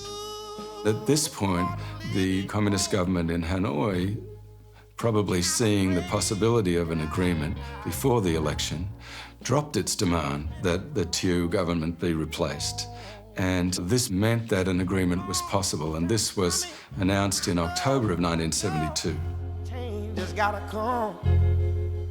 Its people have suffered much, and they will remain there after we leave. We believe that peace is at hand. The Americans just wanted to be out of the war, and they were finding any way of doing it, and peace with honor, as they called it. They want to get the American army out of South Vietnam, and then the South Vietnamese government will fall, and the communists will take over. They knew it was going to happen. It was just, they didn't want it to happen the day after they left. The deal that President Thieu wanted, when it was clear that the Americans were going to cut a deal with the North Vietnamese, which would bring the American prisoners back home as well, which was a huge issue in America, was that President Thieu would see that it was a very bad deal for South Vietnam because he wanted a deal whereby the North Vietnamese troops would withdraw. And that was the deal that the Americans couldn't make the North Vietnamese agree to. So they put pressure on President Thieu to sign up to this peace agreement, which he did very reluctantly. We have ended the longest and most difficult war in our history in a way that maintained the trust of our allies and the respect of our adversaries. President Thieu is finally forced into signing with promises of aid against any further aggression from the North. The ceasefire is signed on January 28, 1973. Then the US troops withdrew. The North Vietnamese handed over the 500 or more prisoners of war who had been held in the North, mostly pilots shot down there, and the agreement went ahead between Hanoi and the United States. For the Americans, the war was over. They got their prisoners home. They had lost 55,000 Americans. Out of that 55,000, half of them were 17 or 18-year-olds. It had been a traumatic experience for America, so they just wanted to get out. When the war ended in 1973, 591 prisoners were returned. This was only about 12% of those requested by the US. What happened to the other 3,109 that were asked for? Henry Kissinger sent a secret letter to the North Vietnamese Prime Minister that the US was willing to pay $3.2 billion for the return of the remaining prisoners of war. The US Senate voted against it. America, I felt, just wanted to forget, in a way, that Vietnam existed. After the signing of the Paris Peace Agreement, fighting continued for the South Vietnamese in South Vietnam, and 1,000 Vietnamese were dying a week. So in a year's casualties were more than the Americans suffered in the entire war.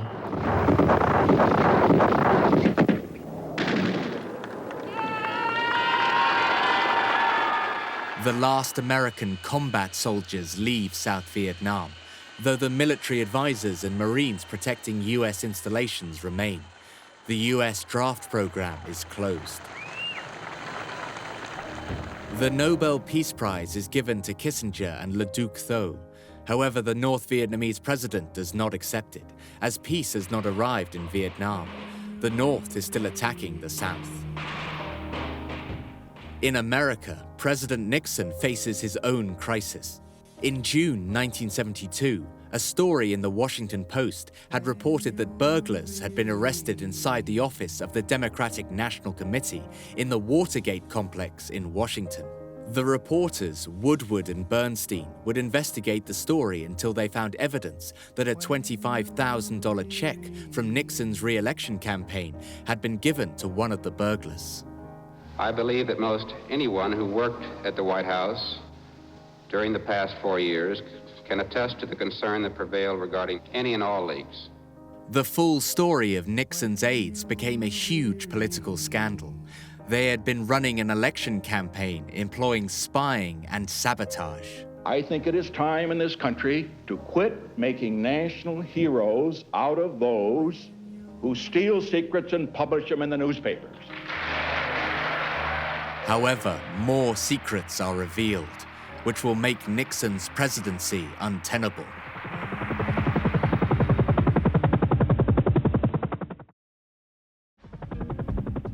In 1974, President Thieu announces resumption of war against the North Vietnamese, who have been encroaching on the South in violation of the peace treaty. Weakened by wave after wave of air attacks from America since 1969, neighboring Cambodia is vulnerable to its own rising threat, the Khmer Rouge. Cambodia is a case completely apart. I mean, it's never been equalled in modern times because it was an attempt by a small coterie of Cambodian communist leaders to turn it into a utopian agrarian society and destroying all of its connections with the outside world. Once the Americans pulled out, the communists took over in Laos, and then the Khmer Rouge, who were only a handful of communist guerrillas in there, managed to force out the compromised and weakened Cambodian government, ending in, 2 million dead? The fallout from the Watergate scandal ultimately forces Nixon to resign from the presidency before being impeached. In leaving it, I do so with this prayer. May God's grace be with you in all the days ahead.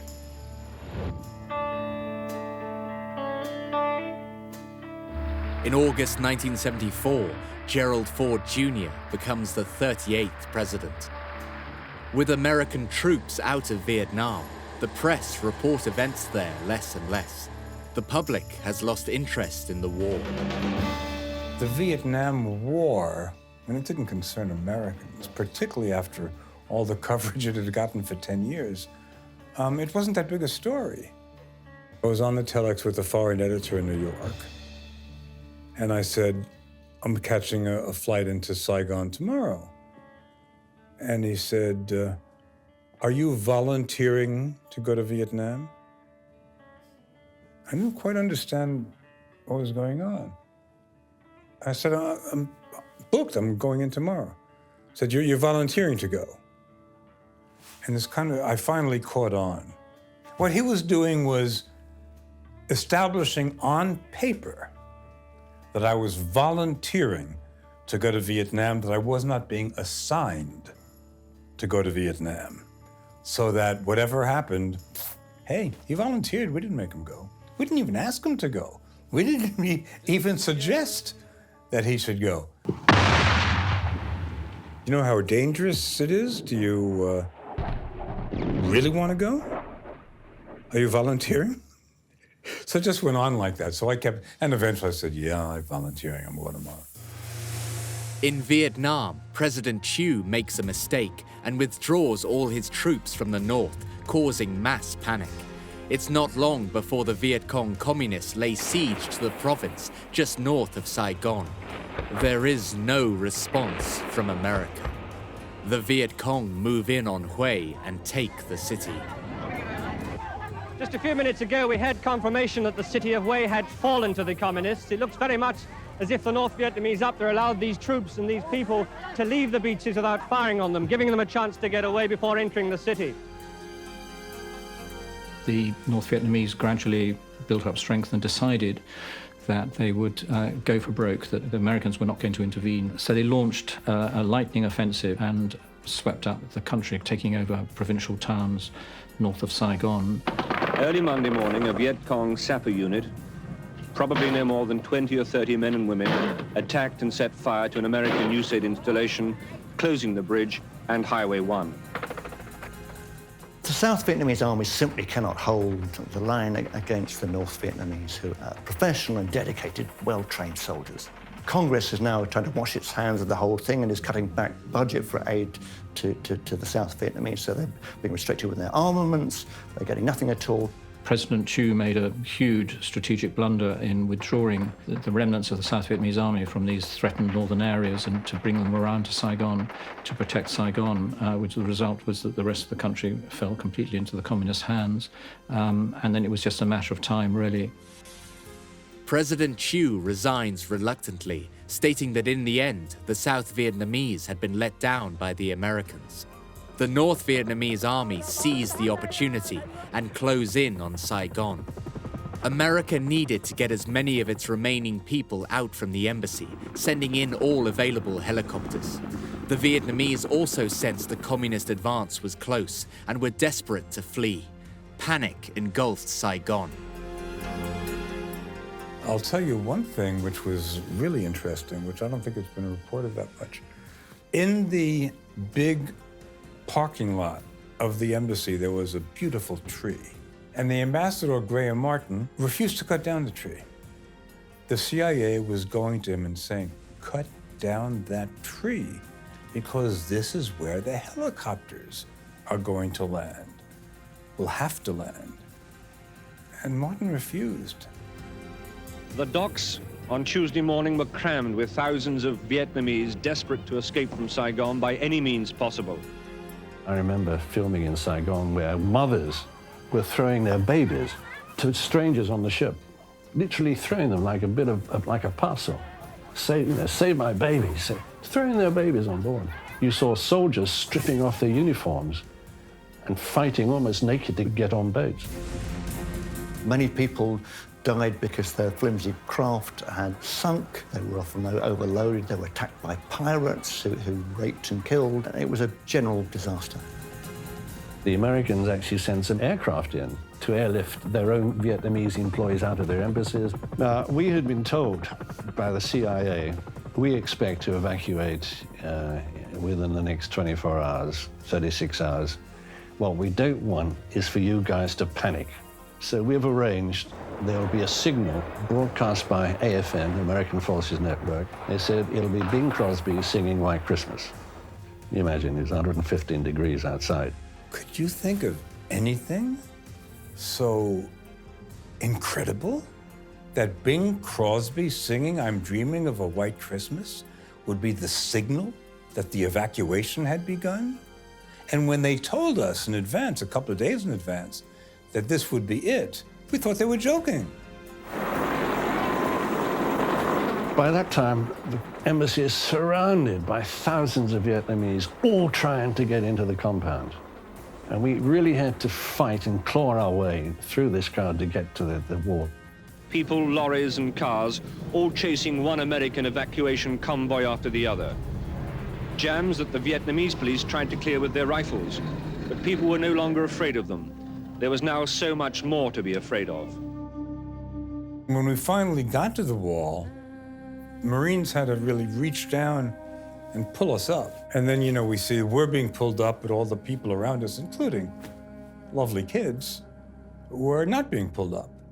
But then suddenly we too, the 40 or 50 of us in the safety of the coaches, had to get out and fight our way to the American compound where the helicopters were landing to fly us and the thousands more out of the country.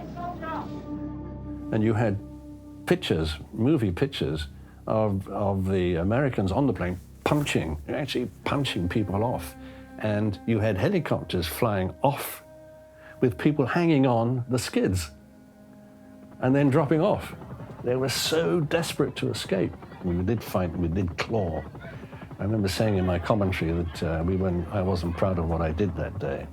But we got to the wall and the Marines were pulling us up. They're punching the Vietnamese and pulling us up over the top. He hauled us up, kicking and punching Vietnamese who were clambering over our bodies. Ashamed and exhausted, we took our turn in the long crowd of refugees inside the embassy compound and waited for the helicopters to come down for us. I've been doing this for 48 years, and I think that's number one on my list.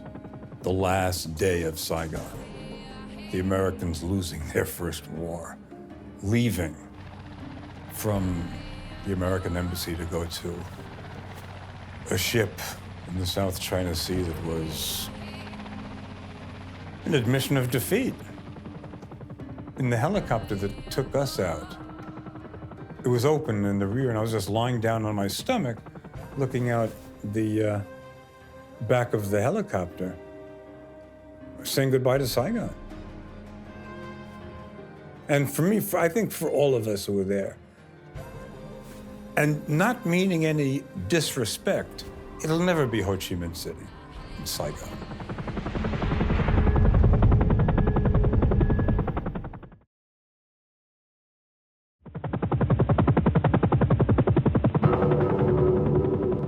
"20 years since America first began financing the South Vietnamese, it was finally out of Vietnam. In the desperation to get as many people to safety, the carriers at sea struggled to cope with the mass of fleeing people. The carriers were so full of helicopters, they were having to push helicopters that were very expensive over the side so others could land.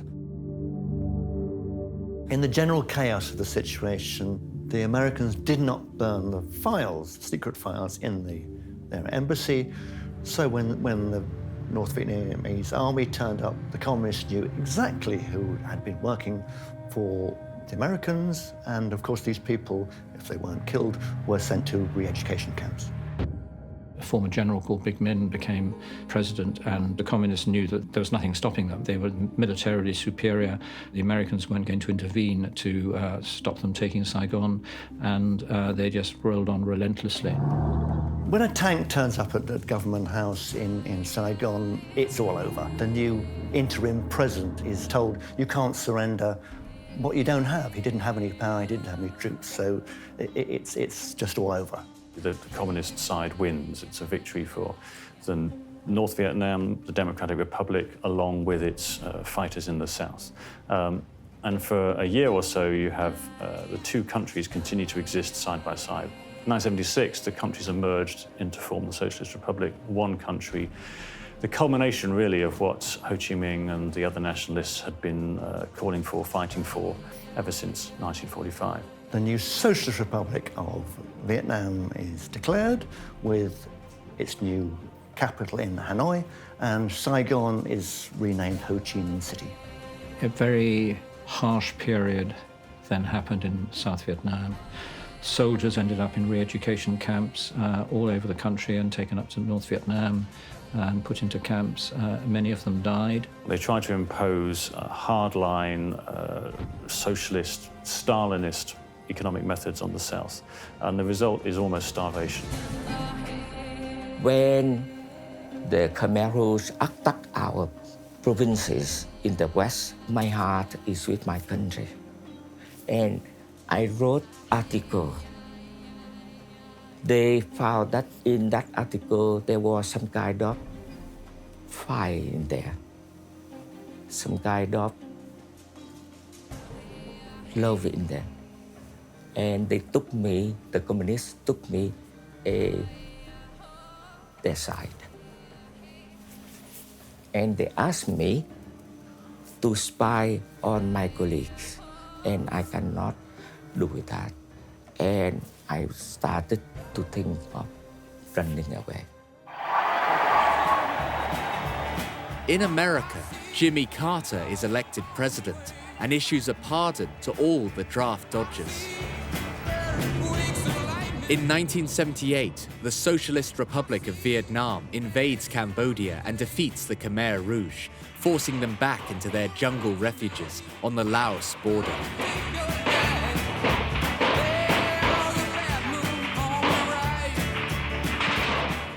The outside world, whether it be the United States and Europe, is fearful of what Vietnam intends to do in Southeast Asia. And so they actually condemn and impose sanctions on the Vietnamese for getting rid of the Khmer Rouge.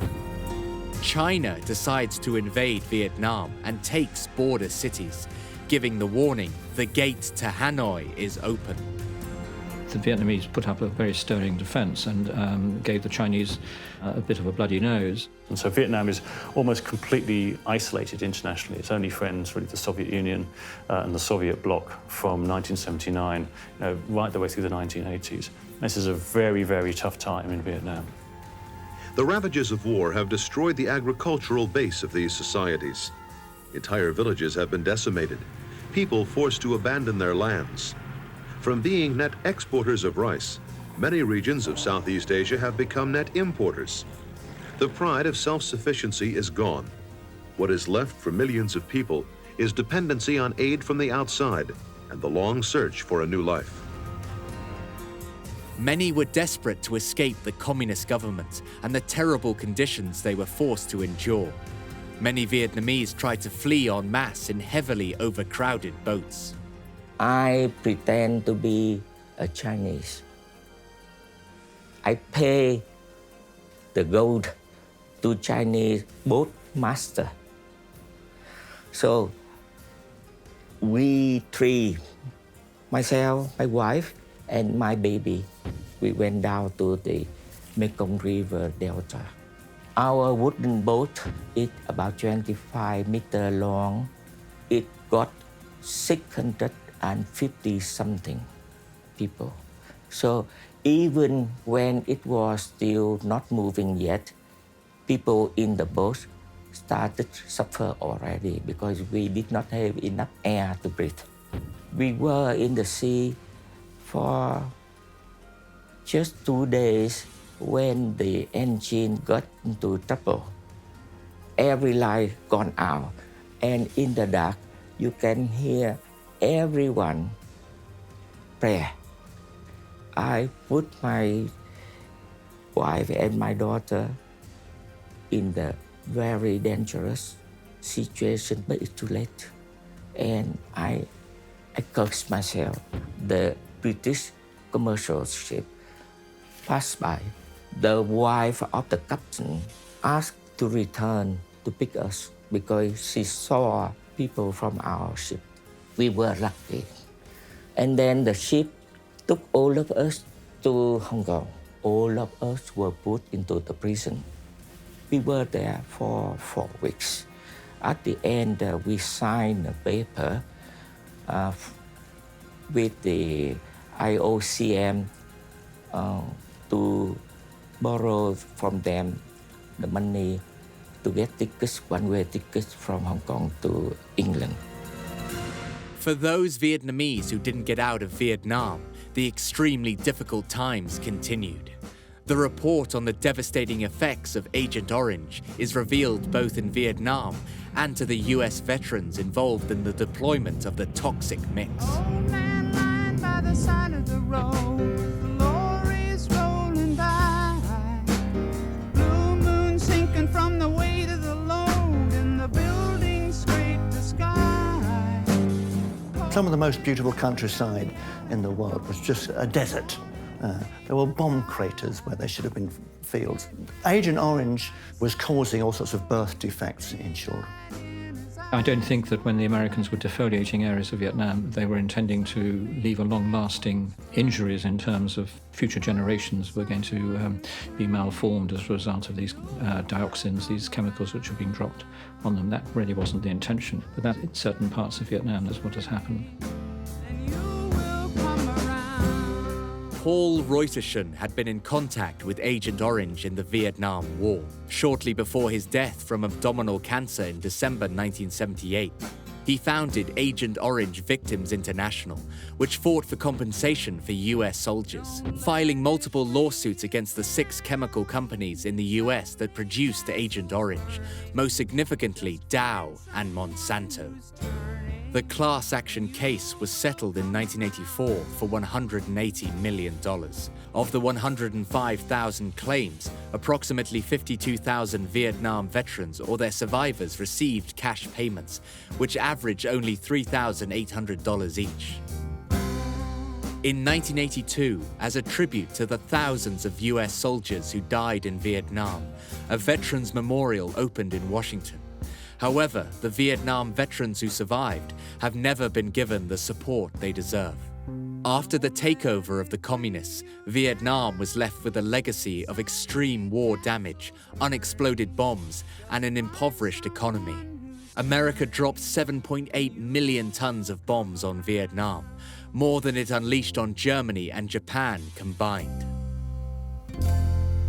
We were back there for one of their Independence Days. They had this communist parade down the main street of Saigon up to the presidential palace. Jap and the others were there, the old soldiers, the old liberators. And when you were on a tight shot, you were on them. When you widened up behind them on the roofs of buildings were advertisements for Sony and Sanyo and Toyota. So, communism? Who won the war?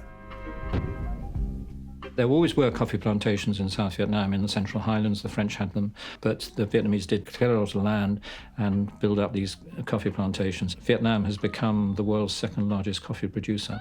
It took most of the 1980s for the Vietnamese to extricate themselves from Cambodia, renegotiating their relations with the outside world.